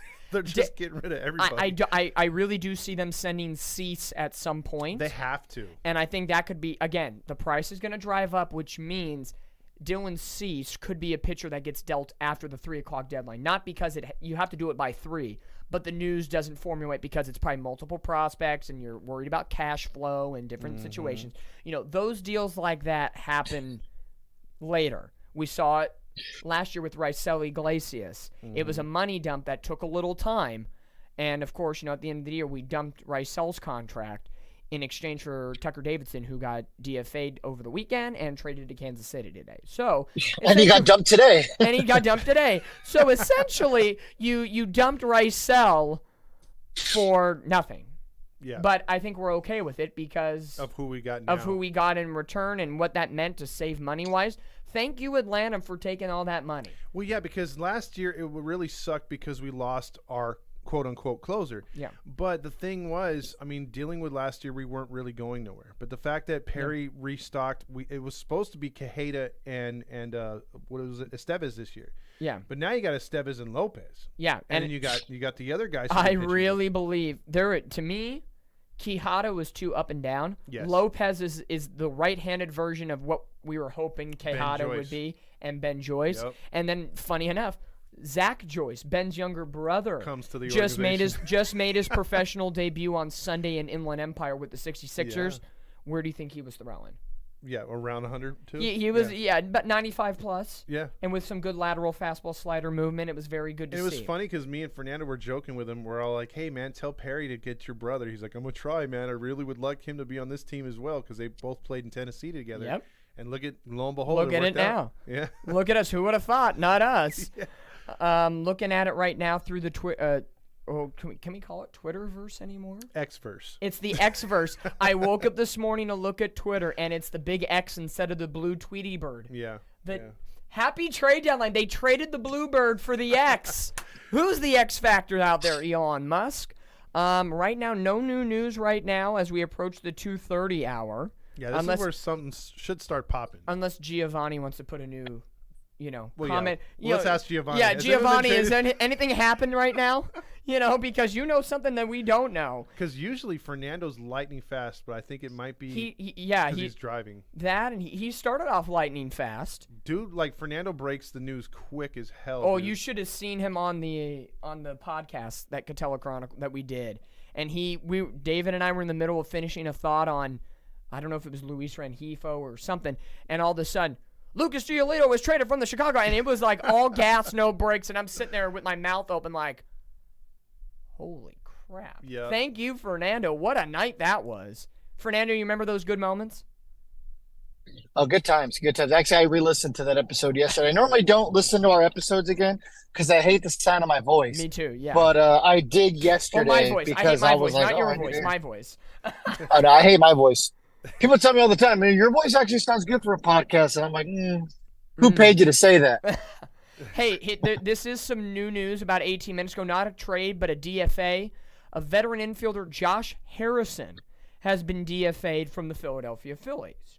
So Mancini and Harrison, two veteran infielder-outfielder combinations, are now free to go. If we didn't need a speedy guy off the bench, Harrison would be a smart move because he does got some pop and he can hit too. Yeah. According to Joel Sherman, the Mets are paying $35 million on Verlander this year and next year, and half of his $35 million owed in 2025 if he invokes his player options. Because, Verlander was like Scherzer, had options after every year. After the 2024 season. So guess what? Verlander's back in the division once again for this year and next year guaranteed. Yeah, that's going to be tough. And the Mets are paying it. They're going to pay. Steve Cohen's looking like a dummy right now. Well, if Verlander... What are the Mets doing? If Verlander beats us at any point this season or next season, I'm just going to automatically be like, thanks, Epler. Yep. Thanks, asshole. Yeah. Hey, but hopefully when we go to that Phillies, we might see Michael Lorenzen pitch against us again. True. Because he went to the Phillies. So that's going to be a fun little situation. Hopefully Logan O'Hoppy's healthy by the end of August. I hope so. Because he would be playing in that series. And Mickey Moniak's definitely going to be playing. Nice if little Mikey's reunion. back and Mike Trout's playing in front of the home crowd, that could be a hell of a series in Philly at that point at the end of August. That's not... I will say we'll get into this when we do the live stream. For everybody that's watching right now, this isn't breaking news because if you're following us, you should know what's going on. After the trade deadline special that's on live right now, we'll be wrapping things up, barring the news, around 3:15 to 3:20. We're going to shut it down for an hour. And then Todd and I, and then Fernando, are you checking back in later? I'm sure I'll check in for a little bit, yeah. A little bit? Okay. The three of us will be back on. We will be live streaming tonight's Angels-Braves game. Patrick Sandoval on the bump against Spencer Strider. So stick with us all night long. The first pitch, conveniently enough, at 4:20 And then we got the p.m. post game as well. And then we'll have the post game after the Angels and Braves wrap up today. So it's going to be a full day of Todd, myself, Fernando, Halos in the infield, Catella Chronicles getting together again. It's going to be fun. By the way, too, Rally Chris said Nevin said Moniak has a sore foot, so maybe Adams replaces him late in the game right there. Yeah, let's see. There's any other news? I see some people in the chat saying some moves, but we don't know how good. Not breaking news, but 10 seconds ago, Mike Trout spoke to the media. He said he took dry swings, felt much better than expected. The bruising is going down. Nice. He doesn't want to get ahead of himself. He doesn't want to answer questions about putting a timeline to things. But he's about a week or so ahead of schedule from even picking up a bat. They weren't expecting to do that until they came home. Felt to try it today, and he did it yesterday, and this morning woke up with no pain. I think he's back for the next road trip in Texas. You think he comes back for Texas I Tuesday? Yeah, I think he will. If not, he would be probably coming back home for After. the Tampa Bay Cincinnati series. I think it's I'm gonna say Tampa Bay that homestand just because I'm gonna go. Anything less than that makes me happy. I'm thinking Tampa is Ohapi. I think he's coming back that quick, dude. That bro he's been making all kinds of improvements. That would be fun. That would again. This would be the time to get back in the right form. And don't forget, Brandon Drury is coming back this Right weekend. around the corner. So yeah. basically, once a week, we could be getting somebody back. Oh, that'd be awesome. Well, now here's some good questions. Since there's no breaking news at the moment, and as I say that, let me just refresh the X-verse. Yet 4 seconds ago, the Texas Rangers are it's not a huge move in my opinion. The Rangers are talking to the Pirates about starting catcher Austin Hedges. Oh, yeah. Who's not much of a bat. Defensively, he's fine. He calls some good games. Good, yeah. But he's not a big bat. That's a backup move to Jonah Heim, clearly behind the plate. Colton Wong is giving hugs in the clubhouse right now. Colton Wong? Is that Mariner Colton Wong? Or that's I believe so, yeah. 'cause I know he's got a brother. It's, Mariners B writer is the one who reported that. Oh. Okay, so he wasn't doing that much with the Mariners. So again, maybe they're doing the Mariners are doing a slow burn. Yeah. They did their reliever Seawald last night. Or they're cutting guys that just don't fit next year. Yeah, but it's weird. Their closer Seward last night going to the Diamondbacks. Again, like the Kendall Graveman move, the closer. Now they're going to this. So is it a slow build? I think at this point with 30 minutes left until the deadline, it's going to, I think if I had to pick one or the other, I think Teoscar Hernandez gets moved, not Ty France. I just don't think there's enough time to do both. And if they do both, I will be heavily shocked. But look, before talking about that move, my brain has now gone on pause, and I don't remember what I was going to talk about now. Welcome to the – wow, this is going to be some great play-by-play. This is live, baby. I don't know what to do anymore. But I think I was going to say, rehab assignments. With Drury, Trout, Ohapi coming back, you want them as fresh as possible. Do they go on a rehab assignment? I know they said for Drury they were thinking about it, but he hasn't gone anywhere yet. It could happen. We don't know. But do those three guys maybe go to Inland Empire or go to AAA, or do they just I think come Ohapi right gets about a week of it. He'll probably get maybe 3 or 4 games. Okay. But I think Trout's going to be like, I'm Mike fucking Trout. Yeah. And I think Drury's just going to look at him. He doesn't even have to say anything, and they're just going to call him up. So, Minnesota Twins, according to John Heyman 39 seconds ago, are all of a sudden actively looking at right-handed bats and Tommy Pham. I know Pham's name has been in the comment section, so pardon me if I haven't been looking too much at that at the moment. Been looking at Twitter, but the Twins. Texas Rangers are getting Austin Hedges from the Pittsburgh Pirates. Okay, so official. It is now official. Austin Hedges, starting catcher for the Pirates, is now in Texas for the Texas Rangers. So we'll see him a part of the Texas two-step in a couple weeks. By the way, Hayes says, don't doubt yourself, Fernando. You got a good voice. You do good with your baseball knowledge. You're awesome. So you got a nice little. Thank you. Look at that. Yeah, everybody's making the comparison. Austin Hedges is becoming the Jeff Mathis 2.0. They love him for defense, but not the bat. But hey, at the end of the day, Jeff Mathis did get a ring with the Braves. And he had a long-ass career. Mike Scioscia would be proud as the catching godfather. He's like, yeah, you know what? That Napoli trade doesn't look too bad now. Yeah. But back to the rehab. Trout doesn't. I think Ohapi should get a rehab assignment. Absolutely. Catch some games, get yourself affiliated. Mike Trout, just come back. He's, that would boost some ticket sales for Inland Empire or Salt Lake. But there's I don't think there's any reason for Mike Trout. But you're in the thick of it now. You got to play. Brandon Drury, get back out there. Yeah. I think Logan Ohapi, because he's a catcher, catch a couple games, because Ohapi's going to be catching Shohei Ohtani. Get a couple games under your belt. Even if it's 2 or 3 games, just a little taste. I think that's good enough. Rio Cho says, do you guys think that it'd be tough for Nevin to give a lot of the catching load to Ohapi when he comes back? Because we don't know if he's going to perform like before, same as Trout. Well, this brings up a good question. I want to bring Fernando on this one because I think we talked about this a little bit on the podcast for Catella Chronicles last week. Ohapi returns. You have 3 catchers on your roster now, and just typical Angel fashion, Wallach's getting hot all of a sudden, and Theis is not. Do you keep 3 catchers on your roster, or who's getting sent to AAA? Would it be Theis? Because remember, Theis can play first as a backup case scenario. Wallach, he could also play third, right? We'll use that term loosely, yes. Yes. Yes. In theory. In theory, yes. So when Ohapi comes back, who gets the boot, or do they go a 3-man catching platoon? I still think it's Wallach that gets sent down. I like Wallach. I like the guy. I've always liked him. But, he's been overall very, very, very cold the last month. I know yesterday was a great game. He got the greatest honor imaginable to Stamos. So with that being said, I still think it's him. I think you keep Theis because he's a little bit more your guy in the sense of he was drafted here. He did grow up in this organization. So because of that, I think he's the one who gets to stick around. Plus, I think he takes more pitches than Wallach as well. He'll work counts. He may strike out on a 3-2, but he can get on base at least, go ahead. No, and according to Sterling, to fit this picture better about the Theis-Wallach situation, Theis, I believe, is out of options. Yeah, Sterling called So if that's the situation, then Wallach would definitely be – maybe Wallach would be a postseason, late September third guy on your roster. And add on. Because I think, too, if we didn't have such a log jam like we talked about earlier in the show in the infield, it would make sense to hold on to a third catcher. And we've talked about this on numerous times. For years now, we want that depth. And now we have the depth. And I think this is a better conversation of, oh, my God, what do we do with the depth?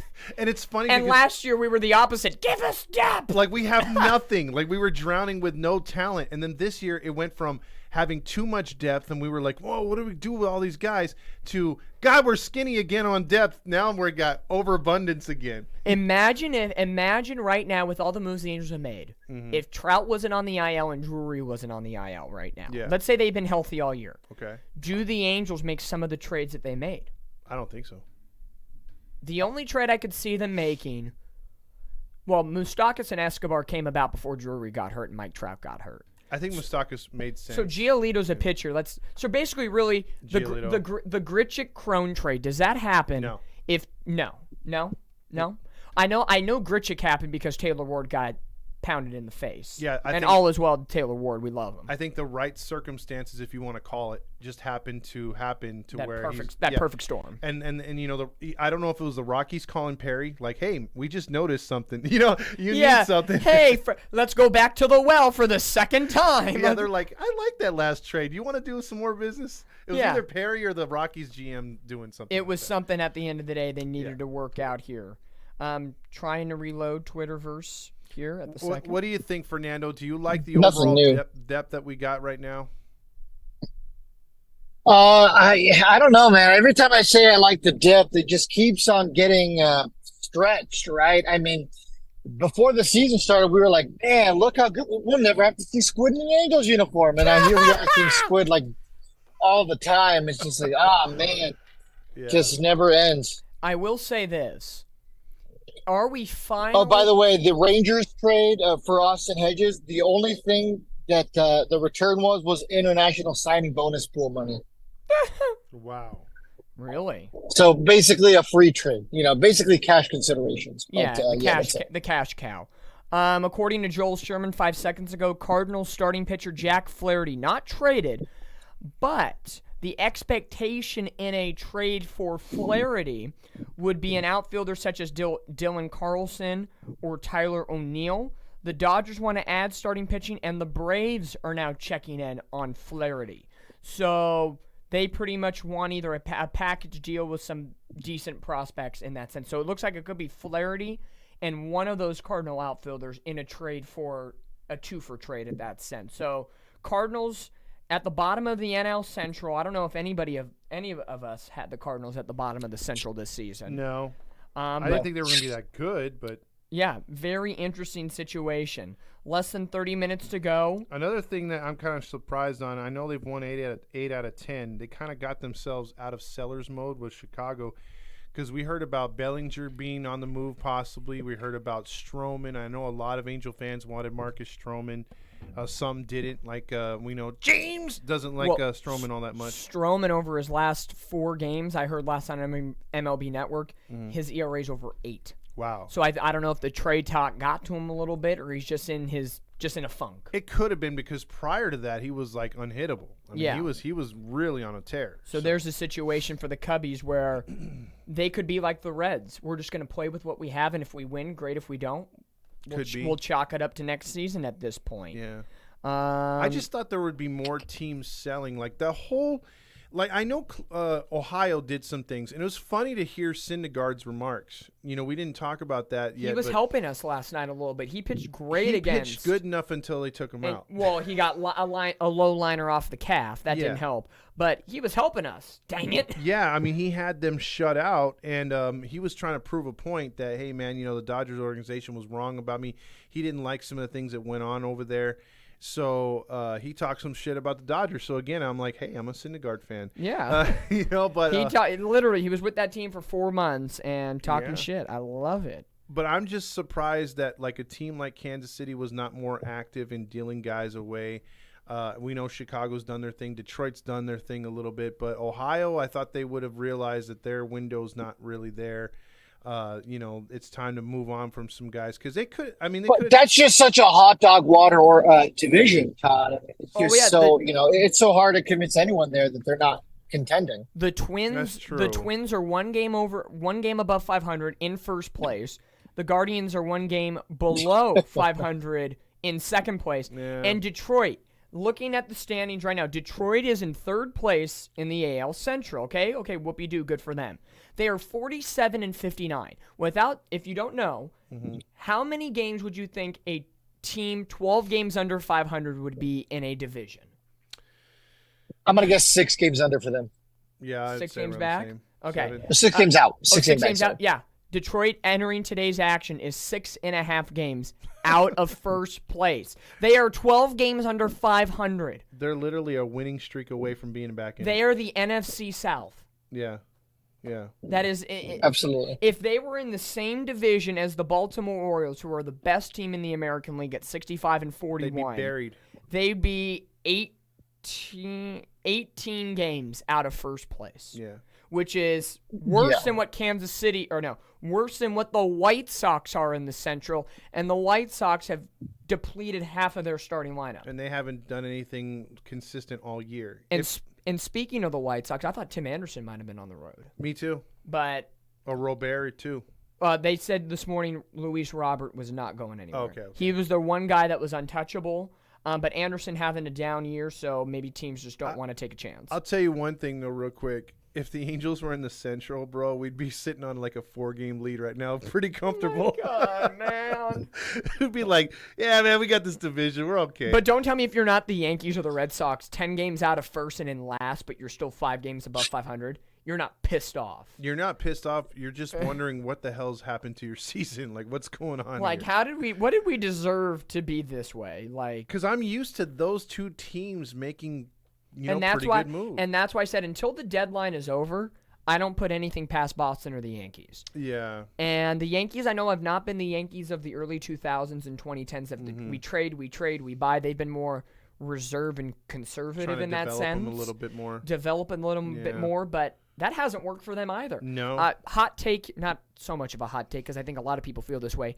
Aaron Boone fired at the end of the year. Gotta be. I think Aaron Boone is not going to be managing the Yankees anymore. Even with a winning year. record, they don't tolerate not making the postseason, and I have a feeling or even not competing. They're 10 games out of the division. Yeah. To Baltimore. Yeah, they view Baltimore as second-class citizens. As second-class citizens. Yeah, and looking at Toronto, the one thing about if the Angels have to deal with the wild card chase,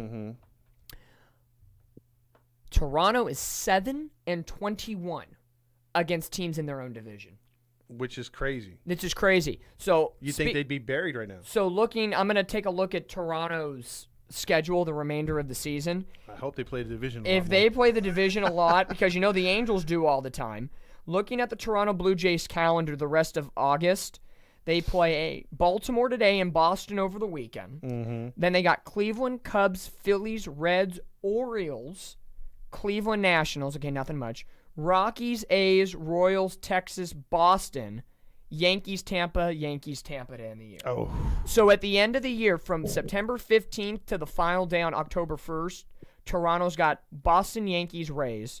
Mm-hmm. And they play Boston twice more and Baltimore twice more. So they got some decent games. It's more near the end of the season, but the opportunity is still there. And, but again, if Toronto loses, that means Boston wins. It's a give and take mentality. That's why whenever you see matchups, I kind of do the math. Whenever you see teams like today, Boston's playing Seattle. Mm-hmm. If we win, the team below us needs to win. Seattle. Thank you, Seattle, last night.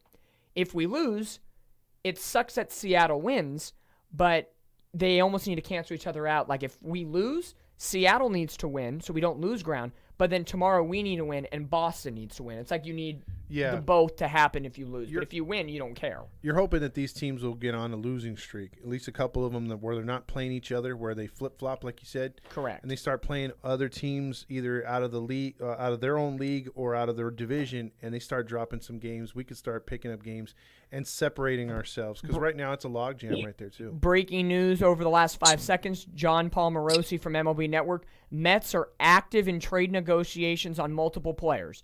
Tommy Pham, Adam Ottavino, and Brooks Raley all could be moved in the next 20 minutes. So the Mets are... I was just about to say that. You cut me off. Oh, I'm sorry. I'm so sorry, Fernando. Okay, well, Fernando, I'll give you the floor. Mets now being just as much as sellers as the White Sox. What the heck? They built up this team thinking they were World Series champs. I mean, I would say no matter what happened to you, the Mets are the biggest losers at the trade deadline. I mean, do they shed some payroll? In theory, maybe. No, they're paying a Steve lot for Cohen's the Verlander. only guy. That's what I was about to say. Steve Cohen's the only guy who spends like $30 million to save like $15 million. But no, I mean, Tommy Pham, I mean, he's a rental, right? Yep. Oh, I think all three would be rentals. Yeah. Well, there you go. Yeah, those are the guys you should be dumping, right? Yeah. So at the end of the day, I can't blame them for those moves. I'm very surprised if they end up trading all five of these guys. Obviously, 2 out of the 5, Scherzer, Verlander, those guys are already gone. But if Pham, Ottavino, and Raley really leave, then I have no idea, man. I have no idea what the Mets' mindset is right now. But clearly they feel they can retool over the offseason. We've been talking about today, are the Angels going to make another move? 15 minutes left in the deadline. It's crunch time. Ottavino, 0-4 with a 3.35 ERA and 40 strikeouts this season. Is that something that the Angels could use in the back end of their bullpen in Adam Ottavino? He's a righty? He's a righty. He's 6'5", 246, 37 years of age. He has 46. It's going to depend. 46 games played this year, 43 innings on the books with a 1.16 WHIP. Can we get a confirmation that he is a rental? Sure, let me take a look. Look at the spot track. I will do it. Just for you because you're driving. Thank you. Just for you. Ottavino. By the way, Cesar Lopez, yes, Jordan Adams did get called up. So yes. Adam Ottavino has a player option for next season that would cost $6.75 million. Did it say what his buyout would be? The buyout looks to be... Oh, here it is. Got to scroll down here. Player opt-in after 4 million deferred, 4 million deferred, innings pitched. No, nothing about a buyout. He has some clauses in his deal based on innings pitched, but no buyout requirement here that I'm looking at.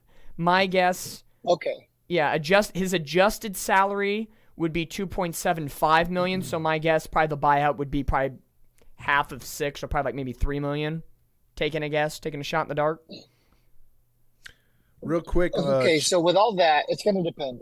Yeah. Go ahead, Ted. 50-50 split on that one. Okay. Chapman just wanted to know about the different podcasts, because we do have ours on here, the Halos in the Infield podcast, and then Catella Chronicles here by Dominique. He covers the Angels as well, and also the Ducks. Yeah, Catella Chronicles. You can find us on Twitter and Instagram at Catella_CHRON, and on our website, catellachronicles.wordpress.com. We are under the same umbrella as Halos in the Infield. We both cover Angels baseball. We do a lot of combo work together, as you can tell with this trade deadline and live stream today, as well as the previous live streams that we've done in the past. And we guest on each other's podcast. And for me, in the fall, we cover Anaheim Ducks hockey, so it's a little bit of mix and match at that point. But yeah, go ahead and go follow us at Catella_CHRON. There you go. And then one question to you guys here coming from Instagram. I've got a question, if you can answer it. With Canning gone and Chase being set into the rotation for now, do you feel like we can trade for someone or get someone on the trade block? Do you think we would trade Tommy Pham to the Arizona Diamondbacks? Oh, Thank you for that. okay. Fernando, back to breaking news. Tommy Pham, adios muchacho. And it looks like there's executives that believe the White Sox and Dylan Cease, they feel their best option at trading him would be to the Orioles. That would be huge for the O's. That would be huge. Can you guys imagine an avenue where the Dodgers walk out empty-handed at the trade deadline? I mean, it's been a long time since we've seen that. Now, I'm not going to, get excited because knowing the Dodgers are going to do something. Yeah, they could pick up Mancini and Harrison off the DFA market. But this would and make me so happy They're because currently talking to the Red Sox about Paxton. But that's okay. That's okay. It's another hurt guy. It sucks.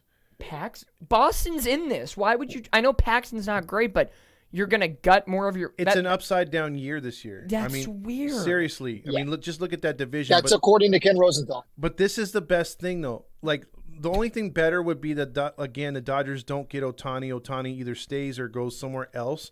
Then they would lose out on everything. That's a team that's another year older, and they're locked into some veterans that are going to be on the downside or starting to be on their downside. I love it. I love that the fact that, and we've seen it this year, the Dodgers are like, oh, we have the deepest farm system, walking around with their chest pounding out, and look what happens. Every one of their guys have been pulling up gets hurt or they suck. There's been a lot of guys underperforming that were supposedly can't miss prospects. Oh. So I'm enjoying this. And somehow they're still in first place, which makes fucking no sense. I'm going to tell you guys right now, I just got a text saying that my power's back out at home. It's out. Nice. So I'm glad I'm here with you guys because I would be missing the last 50. I would be so pissed if we were on a stream and the power went out. I'd be so pissed. I'm just putting that out there. Orioles close to acquiring Jack Flaherty from the Cardinals. That is according to Ken Rosenthal. So once again, speaking of the Dodgers. So Dylan Cease minutes ago, people felt they were going to Baltimore. Now it's the Cardinals who are going to take advantage. White Sox. Oh no, that's Giovanni. I thought Giovanni was breaking news story. Yeah. He's saying Cease and the Dodgers and Orioles are seen as favorites, but the O's do have the farm system to trade for both. This is where this is going to come down to now we're inside 25 minutes, 30 minutes left to go because it's going to 9 minutes. But it's going to go between 3:15 and 3:20 before we get official news. So we'll probably be on to about 3:15, 3:20. Whatever we don't get during this live stream, we'll be pausing this live stream and we'll be restarting a new one at around for the game around 4:10, 4:15. We already brought you the lineups. We've already a little bit talked about last night's Angel game, so we'll be coming on right before the Angels game to cover Angels and Braves, and throughout the game we'll be talking about the trade deadline and a little bit of everything as well. Vetter's being an ass right now. There's no way. Oh, my God. He said Arson Judge has been traded to the Giants. It's Aaron Judge, buddy. Love Vetter. Well, that's the joke. Yeah, exactly. So now we have Jeff Passan confirming the Orioles situation. So it's looking pretty darn likely if we have two credible sources saying that he's going to the Orioles, but still waiting for something official. I ain't gonna lie, guys. Are you a little disappointed the Angels haven't pulled one more trigger? So far, yeah.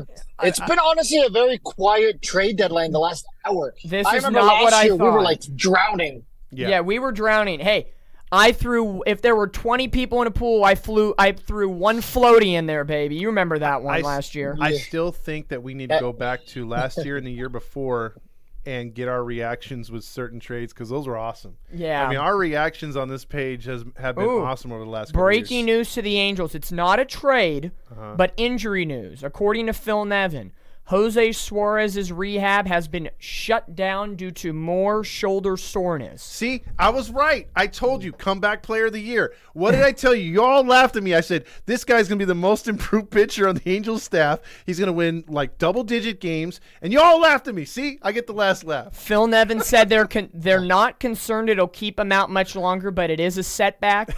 Also, Sam Bachman nor Ben Joyce have thrown off a mound yet. They've done very light soft toss, but nothing off a mound yet. We know Joyce wasn't going to come back this year. I think Joyce is done. Let him have the year off. We got to get Bachman back, though. Bachman would be a nice. While you were speaking, the news was officially confirmed. The trade is in. Jack Flaherty is an Oriole. That's according to everyone's favorite, Bob Nightingale. And Jeff Passan. He has affirmed that as well. I'm not a fan of that. I would have if I'm an Orioles fan, I would have wanted Cease. They could still get him. What's Flaherty's numbers this year? I'm gonna get him because when we faced him, we kicked his ass. I mean, like, and that's when the Angels were like, you know what I mean? Let's see here. But we're at that. We're at that 10-minute mark. 7 minutes left. It's 2:57 here on the West Coast. Angels haven't been doing much so far today, except for they traded Tucker Davidson to the Kansas City Royals in exchange for cold hard cash. I will say I'm a little disappointed. A little bit, but the Angels did make a lot of moves before everybody else. So normally they're the last dog at the bowl. This year they were the first dog at the bowl. So maybe it's just a little bit of offsetting situation for the Angels this season with Perry. Absolutely, and honestly, as of right now, I think as of right now they're winning the trade deadline. Winning.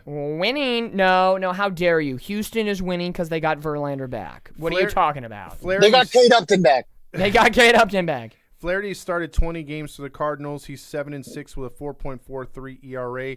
He's allowed 116 hits and 109 innings pitched, and he has 106 strikeouts, 54 walks. Not that great, to be honest. Interesting. I'm looking up Cease's numbers now. I think the biggest name on this market right now would probably be Dylan Cease. I think he's the biggest name that hasn't been traded. Yeah. Eduardo Rodriguez, who rejected a trade to the Dodgers about an hour ago. He's got the best mustache. He's got. I think Rodriguez could be the player of the trade deadline that doesn't get traded. Yeah. The brass balls, baby. Cease is 4-4 this year with a 4.15 ERA, 143 strikeouts. So he is definitely the better pitcher. I think he's going to be a little bit. I think Flaherty might be a little bit better in Baltimore. Just change the scenery type situation. Could be. And that ballpark is more pitcher friendly now than it was back in the day for Camden Yards. Cesar Lopez. With 5 minutes left, do we see any other major trades anywhere? I'm getting a lot of comments. I think we will. I'm getting a lot of comments of saying online that the reason why Dylan Cease isn't happening is because the Angels are trying to make a push for him late. Well, I hope. Yeah, I'm getting that right now too. That would be interesting if the Angels at the end of the day went back to the well. They went twice to the Rockies. Could they go twice to the White Sox? But the White Sox already snagged our 2-3 prospect. But imagine a rotation, though, of Cease. Don't tell me Giolito ain't on his phone right now. Hey, Dylan, come on over. Come on bro. over. Look, come on. We've been best friends. We can go to Disneyland. Artie said he'll give us season passes. Come on, let's go. Like, there could be some... Artie said he has unfinished business. He has unfinished business. Don't stand within the splash zone, though. 5 feet away from him. Colton Wong. Yeah, it's like going to see the Shamu show. Colton Wong was not traded from the Mariners. He was in street clothes. He was DFA'd by the Mariners. Oh, okay. So no trade there. Okay. Boston is looking at Colton Wong as a second baseman replacement until Story gets back. By the way, Fernando, if you do make it back here to California, you should apply for a front office job with the Angels because you have SeaWorld experience. Mm. There you go. Yeah, I do. I do have animal trainer experience, which would also work for. Hey, Keenan Middleton on the move to the from the White Sox to the Yankees. There you go. Yankees Way have to made go, what New I York. say. You did it. Yankees make a move. Yeah. Angels' old friend Keenan Middleton moves from the White Sox to the Yankees. He's gonna have to cut his hair. Oh, that's right. Yankees have the short hair, Does no he- facial hair policy. Doesn't Oh he? man, that's crazy. Doesn't he yeah. not have the dread? Or he still has the dreads, right? Now, I bet you if he had a no trade clause, he'd be like, "Oh, I'm keeping my I'm hair." keeping my hair. I'm Yeah. keeping it, baby. I'm not going to New York. I'm not going That's to. crazy. Hey, but if I'm him, What get a out trade. of Chicago while you can. Who cares That's where it true. is? Yeah. Would you cut your hair to get out of Chicago? At this Nope. point, I would just love to have hair. So you know what I mean? If I had hair to cut, Oh, I'd keep a fade. I don't care, man. I'd Just keep if a I had fade. hair. let's see. Keep refreshing. 2 minutes now We are on from the the clock. official trade deadline. All deals have to be submitted in. I know MLB says, oh, they have to be done by 3. There's probably a little leeway. They do give them a little leeway. Because if the phone lines are busy and you can't get it in, like, I think you basically get 5 to 10 minutes extra, and then it's like the residuals, whatever just finished. It gets like in- tell us. Oh, here we go. 45 seconds ago, the Phillies are closing in on a deal with Pittsburgh. Low-level guys. Bailey Falter, a multi-positional right-handed hitter for Rodolfo Castro. Okay, nothing special there. So Philly Man, and how Pittsburgh. crazy is it that Steve Granado, former friend of the show, has also been on the show. He's doing a live stream, and his Yankees might have only gotten that. Boy, Wow. what a live stream. Hey, at least at the end of the day, if the Angels don't do anything, at least we had Giolito live on the podcast. Wait, Steve Granado's with that chick from the Yankees, true. you're saying? Once he didn't get brought back by the Phillies, I think he went to Locked On Yankees, but he is still an Angels fan. Yes. Oh, okay, because I did see a show when the Angels, because Steve Lee showed me a video of hers that went viral when she was mad about them losing to losing teams before they played the Angels, and when the Angels swept, I did see an angry look on Steve Granado's face with her on the side by side for their for their what is it called, their YouTube little Graphic box graphic or what? box, yeah. I was Yeah. like, whoa, he's with her on there. That's got to be interesting. Let's see. Here we go. I see. All right, we got 1 minute left, guys. We gonna see anything here? Well, we have That's- I'd say we have about 15 minutes. Let's Yeah. say 15 minutes. Let's give him a few more minutes. You know, the people, the media is clamoring on Twitter for the Dodgers to do something. They are freaking out. But again, it's the Dodgers, so until the deal is done, I don't feel care. bad for them at all. Yeah. Fuck them. I think they'll overpay. They're gonna get somebody. We're gonna get a tweet right now in probably about 5 Probably. minutes saying, "Hey, The- the Dodgers made this move." The Dodgers maybe if they do make a move Dylan like that. Cease was not traded, and he is staying in Chicago. That is official. Oh no! Is Cease? What's his deal like? Is he a free agent? No, he's under contract. Okay, so maybe he's a trade That's piece why it in would the be. offseason. That's why it would be a lot. What do you call it? It would have been harder to get Cease. That's Yeah. why I think the Angels did go with Giolito for many reasons. But, Yeah. you know. Let's see. And Okay. good luck, Caesar. By So the way. breaking news: put your pencils down. It is 3:00. The test is over. Let's see what residual we get, because once the residual moves are in, and here's a picture of Keenan Middleton. He's got no dreads, but he's got a big beard, so Oh he's yeah, got to he's lose got the to shave beard. that for sure. In about 15 to 20 minutes, before we get ready for Angels and Braves, Todd and I are taking a break. We need food. It's going to be yeah. lunchtime soon because we need fuel for the Angel Braves game. We haven't discussed what the food of choice will be yet, but it's going to be something delicious, and you guys can predict that. We will reveal. Vote down below. Yeah, vote down below. Vote in the chat. What do you think Todd and I are grabbing for lunch? Because we haven't even talked about this, so maybe No, we haven't. maybe your thoughts may come in clutch. You never know what can happen as we wait 14 minutes away until How about some residual- Whataburger? No, Mm, no, no. no. I don't know. I'm thinking kind of Chinese, but not really. I don't know. I I'm think- game. Chinese. I'm Ugh. game. I feel like Todd's idea of Chinese is like panda. No, there's this place around the corner that loads up pretty good. Oh, we got Whopper. Oh, Whopper in the Grill chat. Master. Here we go. We got Whopper in the chat. Whopper, Whopper, Whopper, Whopper. Hey, we could be playing that if the Dodgers have nothing. Whopper, Hey, how about Whopper, some brownies Whopper, Junior, From Double Jack in Chip. the Box.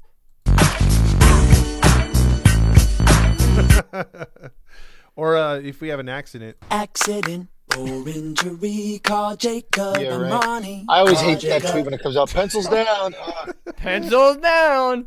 Let's see what happens here. Well, it's like when the teacher would say pencils down. Like everyone kept writing for an extra 10 seconds. Don't pretend like you didn't. If you didn't, you're lying. Yeah. Yeah.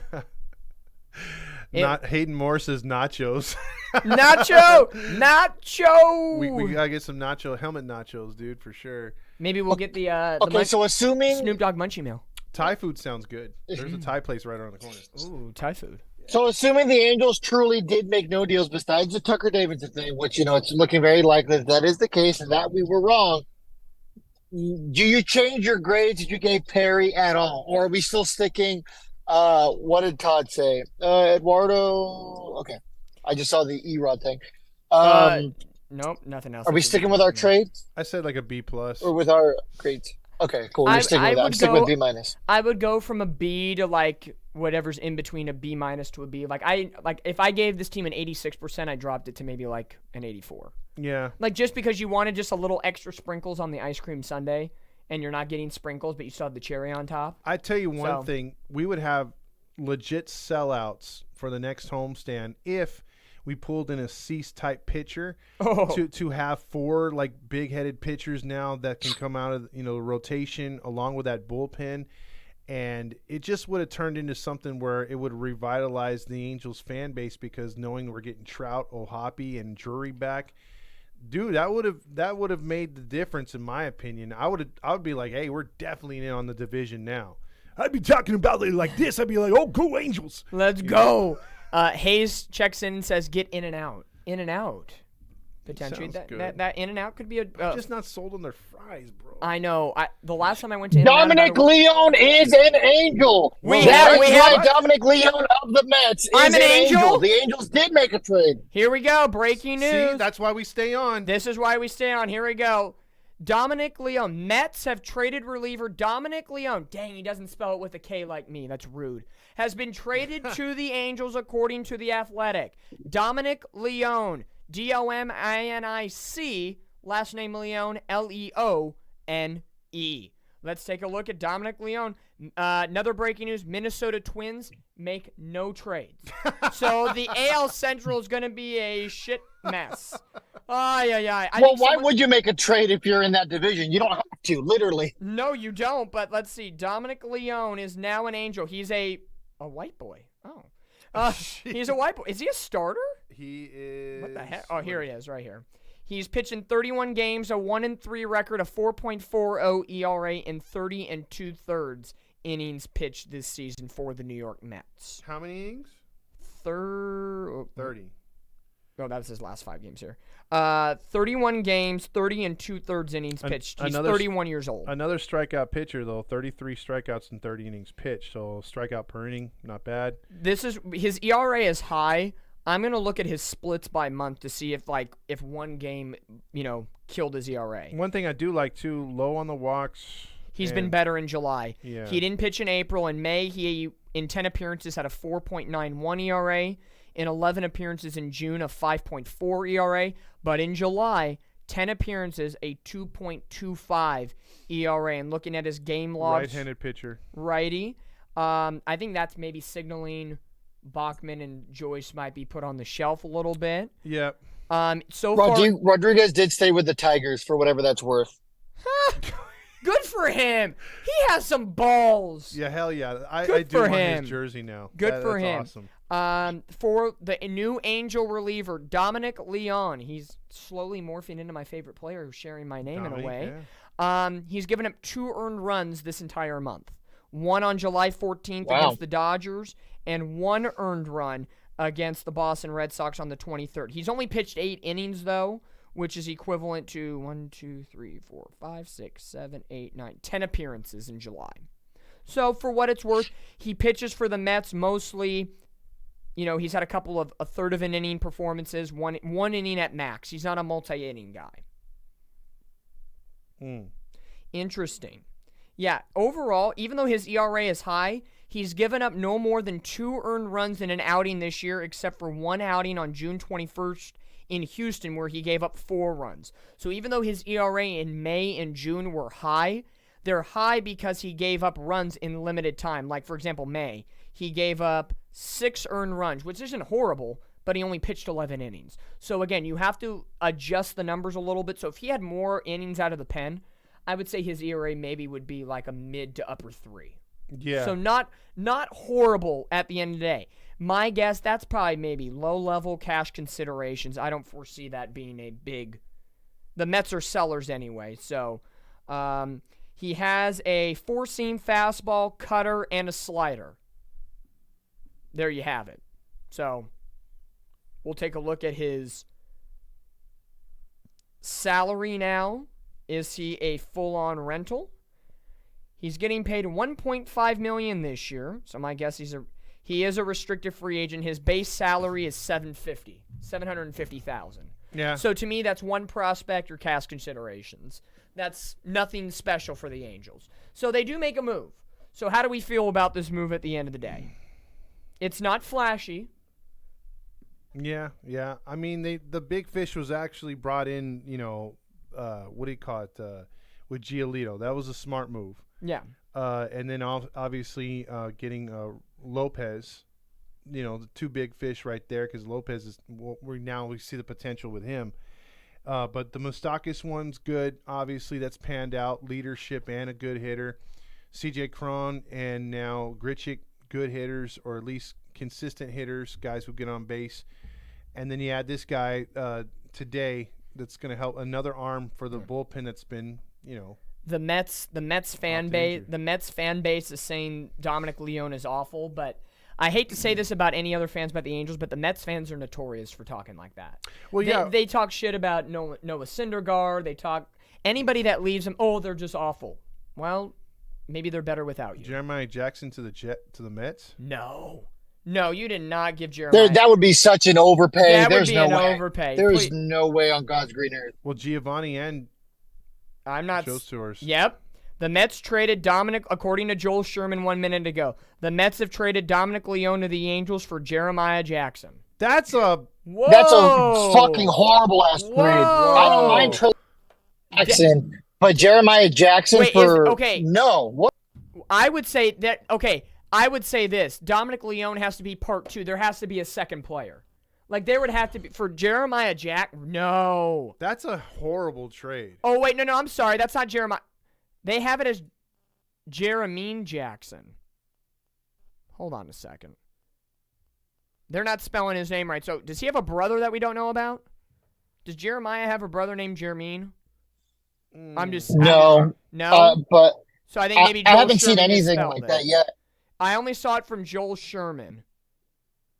Because he put here, Jackson is an infielder who was taken in the second round of the 2018 draft by Billy Epler, who is the Mets GM. I don't... Because Joel Sherman spelled it Jeremian. It's Jeremiah with an H. So are we being punked by a bad account here? It's that time of year, folks. It could be. But I didn't know if Jeremiah Jackson had a brother by any means. He's only 23 years old, dude. The New York Mets are acquiring Phil Bickford and Adam Kolarek from the Dodgers. So the Dodgers sent 2 bullpen guys to the New York Mets.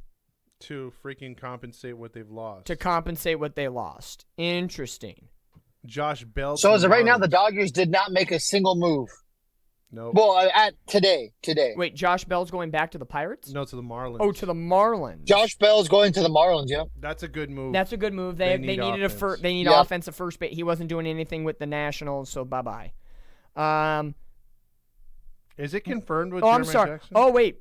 Oh, this is interesting. The full Marlins trade on Josh Bell. He was with Cleveland. Yeah. My bad. Josh Bell to the Marlins in exchange for infielder prospect Khalil Watson and starting shortstop third baseman Gene Segura. Gene Segura going to the Cleveland Guardians. That, I feel, is a good trade. Yeah. Bell to the Marlins. Segura is an infielder that will protect. He'll play shortstop now next to Jose Ramirez. That could help the Cleveland Guardians in the front end of the division. I think that was a Mets move right here because we're getting some people saying Jeremiah Jackson was not traded. Okay. That's kind of weird, man. The Marlins acquiring Josh Bell from the Padres. Interesting move. So, Well, the Padres weren't. Look, they were sold on him in the offseason for being that guy that was going to be protecting Soto and others, and he's just not turned into that player. And they're thinking probably a change of scenery will help him out. I think the whole Mets situation. I think there's more news in the pipeline. If it is Jeremiah Jackson, you do not give him up for a $750,000 rental. That doesn't make sense. It doesn't make sense because he was having a decent year here in the minors. So yeah, according to Robert Murray, who's on Fanside, I really don't think he's saying Jeremiah Jackson to the Mets for Leon. That's just too much. You know what I need? I need a Ken Rosenthal. Yeah. I need a Ken Rosenthal type. Yeah. Because Joel Sherman missed. I need Jeff Passan, Bob Nightingale even. I love Joel Sherman, but he misspelled Jackson's name, so that's why is this a fake? This is that time of year when my trust level goes out the door here, folks. That's too Okay, Sam Blum has officially confirmed Jeremiah Jackson is going to the Mets. What the fuck? Horrible trade. Not a fan of that. Okay, I mean, I understand Jeremiah Jackson. I said it earlier. He was moving. I said that he was going to get traded because of the surplus we had. But, I mean, for Leon, I don't like it. I don't like this at all. You know what would have made sense? If you got Leon and, somebody like Tommy Pham. If you, almost like what we got, the Crone Grichuk deal would have made sense. Yeah. But Leon, who's a rental, $750,000, I would have understood Jackson more if you got Adam Ottavino, who's a proven veteran, not Leon, who's not much of a no-name guy. So I think it's maybe the right trade, wrong person. 23-year-old for a 31-year-old. I don't care who who's it a is. rental piece. Yeah, it doesn't make sense. Well, dude. Billy Epler drafted Jackson. He might have a hard-on for him. That could have been. Well, yeah, but you would if he's got a hard-on for Jackson, then Perry conventional wisdom should be, hey, you know what? Let me try to get the most out of that hard-on. Sean makes a good comment. Jackson isn't a Perry Manassian guy. Not. So maybe he felt, okay, he's whatever. We already got a full infield. He batted .248 with 15 home runs, 56 RBIs. He was drafted in 2018. He only hit Double-A last year for the first time. I think that tells me they have maybe a little bit more love for Kyron Paris over Jeremiah Jackson. And I think based on the metrics, Paris is a little more defensively ahead than Jackson. That's the only rationale I can put on it. That's the only thing I can put on that one. That's why I think the same thing's going to happen with Fletcher. I was shocked that he was not traded. I thought Fletcher would have went for a Leon. Barring a dramatic news release, again, we've had about 3 or 4 moves announced. Now that we approach 3:15, we'll probably. I said we got 5 minutes. We'll be on here 5 more minutes, and then it's lunchtime for Todd and I. Fernando's still getting back to where he needs to be out in Texas, and then we will be coming back. I am pulling up home right now. Oh, he's pulling up. How's Verlander doing in the back without AC? Marlins also acquire Ryan Weathers from the Padres. Whoa, that's a big move. That's one of their top pitching guys. I can't figure out the Padres. But he's been a big disappointment for them. Yeah, I agree. He's a big name, but a big disappointment. Let's see here. He was supposed to be the next Mackenzie Gore. Mackenzie Gore was another guy who never panned out for the Padres, but has been doing very good for them. True. Padres are acquiring from the Marlins Garrett Cooper. First baseman Garrett Cooper. They just got G-Man Choi, who plays first. And Jake Cronenworth plays. Well, I know Ha-Sung Kim got hurt. Yeah. So that could be a reason. Xander Bogaerts is playing like crap. So, okay, maybe I get But Cronenworth is also a second baseman. Yeah, I think he's naturally a second baseman, correct? Move him around, yes. Yeah, so they're giving up. Oh, and they're getting a minor league left-handed pitcher, Sean Reynolds, for Ryan Weathers. Marty has a good point. No one wants to come here if they have to be given a kabuta by a goofy bad boy. Boy, he loves that bad Hey, don't talk about Andrew Velasquez that way. Hey, you heard Randall Grichuk last night. Erica Weston was like, so how did it feel to put the kabuta on? He's like, what? And the home run hat. I don't know much about it. I'll probably learn about it when I get to the dugout. I'm like, how about just laugh and say it's a fun hat? Like, woo, Grichuk coming in hot. He broke the thing the other day. Like they had to put the what is it? Whatever that thing is. The little top thing back yeah. Hey, better than that dumb cowboy hat, huh? Oh, hey, leave country weekend alone. Well, see, I would have loved it if they said, hey, it's a homage to what do you Gene call it? Autry. Gene Autry, but it was a number 6 thing and a Paul Sorrento thing. So I immediately was opposed to it.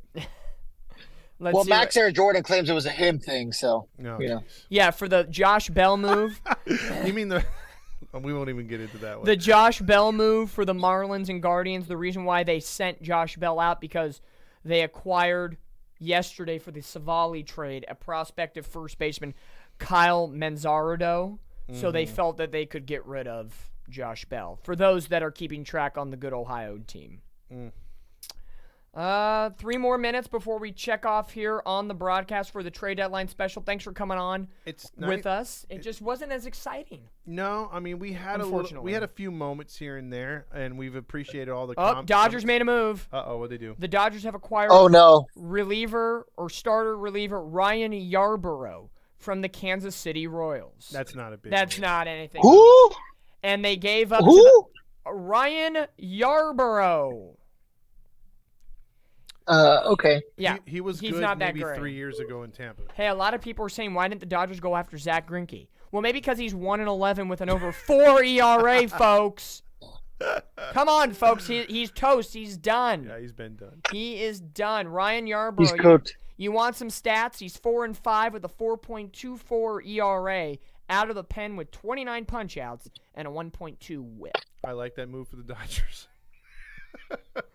But watch, they'll make him, that's the they'll make him franchise-altering better. move they needed. Hey, the Dodgers' magic, their magic of doing things. Ooh, Luis Urias to the Red Sox? Is that the former Padre infielder that for the is Brewers? crazy. Well, okay, hold on. It is. It is true? See, we're not getting. It some is late confirmed. ones right here. This has been one of the later pipeline We might have ones. to give it 5 more minutes. Yeah, the Boston Red Sox have acquired infielder Luis Urias from the Milwaukee Brewers. Luis Urias, if you don't know, he used to be the number 1 prospect in the Padres system. He's pretty good. Was traded to Milwaukee for a bunch of stuff, and he's been pretty much there all season long in his whole career. And now going to Boston as a placeholder. This year he's been injury prone. He only has a 145 batting average this year in 55 at bats. So he has been injured with, as I scroll down here, I am not Google's customer of the month. I don't need ads right now. This is trade deadline time here, folks. He was actually 60-day injured list. He was optioned in the Nashville Sounds, which is the Milwaukee Brewers AAA. And it doesn't say what his strained left hamstring on April the 1st. So he has been out pretty much nearly all year with a hamstring injury. So Boston, I guess you could say, has taken chances. Yeah, I mean they're fighting. And speaking of injuries, real quick, if you saw that video, it was kind of heartbreaking. The pitcher, since we brought up Milwaukee, was it Justin Smith? Oh, the Milwaukee Brewers reliever. Yeah, he was ready to come in for his first action after Tommy John, and literally throwing in the bullpen right when the manager was going to go on the phone. The bullpen coach is on the phone. On the phone trying to call him in, and the bullpen coach was like, "Nope, he's hurt," and he's out there crying, holding his left shoulder. It was so disheartening. That's stuff. bro. That's like Taylor Ward getting hit in the face. I don't care if that was the worst player on. I don't care even if that was a 2017 Houston Astro. I felt so bad. I for that do kid. not care. That could be Altuve. That could be Correa. I don't care what anybody says. Injuries you don't wish upon anybody. All the hard work to get. Well, it could be Trevor Bauer, and I might not feel that bad. Yeah, if that's Cyclops. He's a bad human. Yeah, Cyclops too. I don't feel bad for him. maybe that. Yeah. Yeah, interesting. These are the men who mistreat women. That's not okay. That is probably the one. Yeah. Looking at here, I'm not seeing anything new over the last 2 minutes since the Urias trade. Yeah, we might be whittling down. Can we put the umbrellas away? Has everything dropped? Sources. Okay, so they just confirmed the Yarborough. Yeah, Ken Rosenthal confirms the Dodgers add pitching depth with Yarborough after sending relievers Phil Bickford and Adam Kolarek to the Mets. Those are just warm bodies.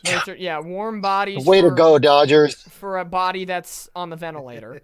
Watch I say that and they just got like Marcus Stroman or something and be like, oh my shit. God, no. Well, hey, something to look for. Stroman doesn't get moved. Yeah. That's a huge move right there. You always have those, unfortunately, like at the deadline, guys who you're thinking, man, they're can't miss. This is it. This is it, and it's not. They're talked about like Bellinger. Bellinger was talked about for a while, a month before the deadline. Like, oh, this guy's gonna get moved, And then we were Angel fans before the Moustakas thing were like, could we have the 2 highest players on the freaking, in the league on our team? Like Theis and Bellinger, like, dude, pass me the blunt. Okay, bro, here you go. All right. Well, as of right now, nothing much is streaming in right now. So let's get some very quick final thoughts. I know we're going to get into more of this when we do the Angels game in just about an hour as they take on the Atlanta Braves because, dun-dun-dun-dun-dun, the pregame show starting in about 8 minutes. Quickly, without reason, we'll get into more reason as Fernando. Hi, we see your face. Hi. You pop up just in time. Look at that.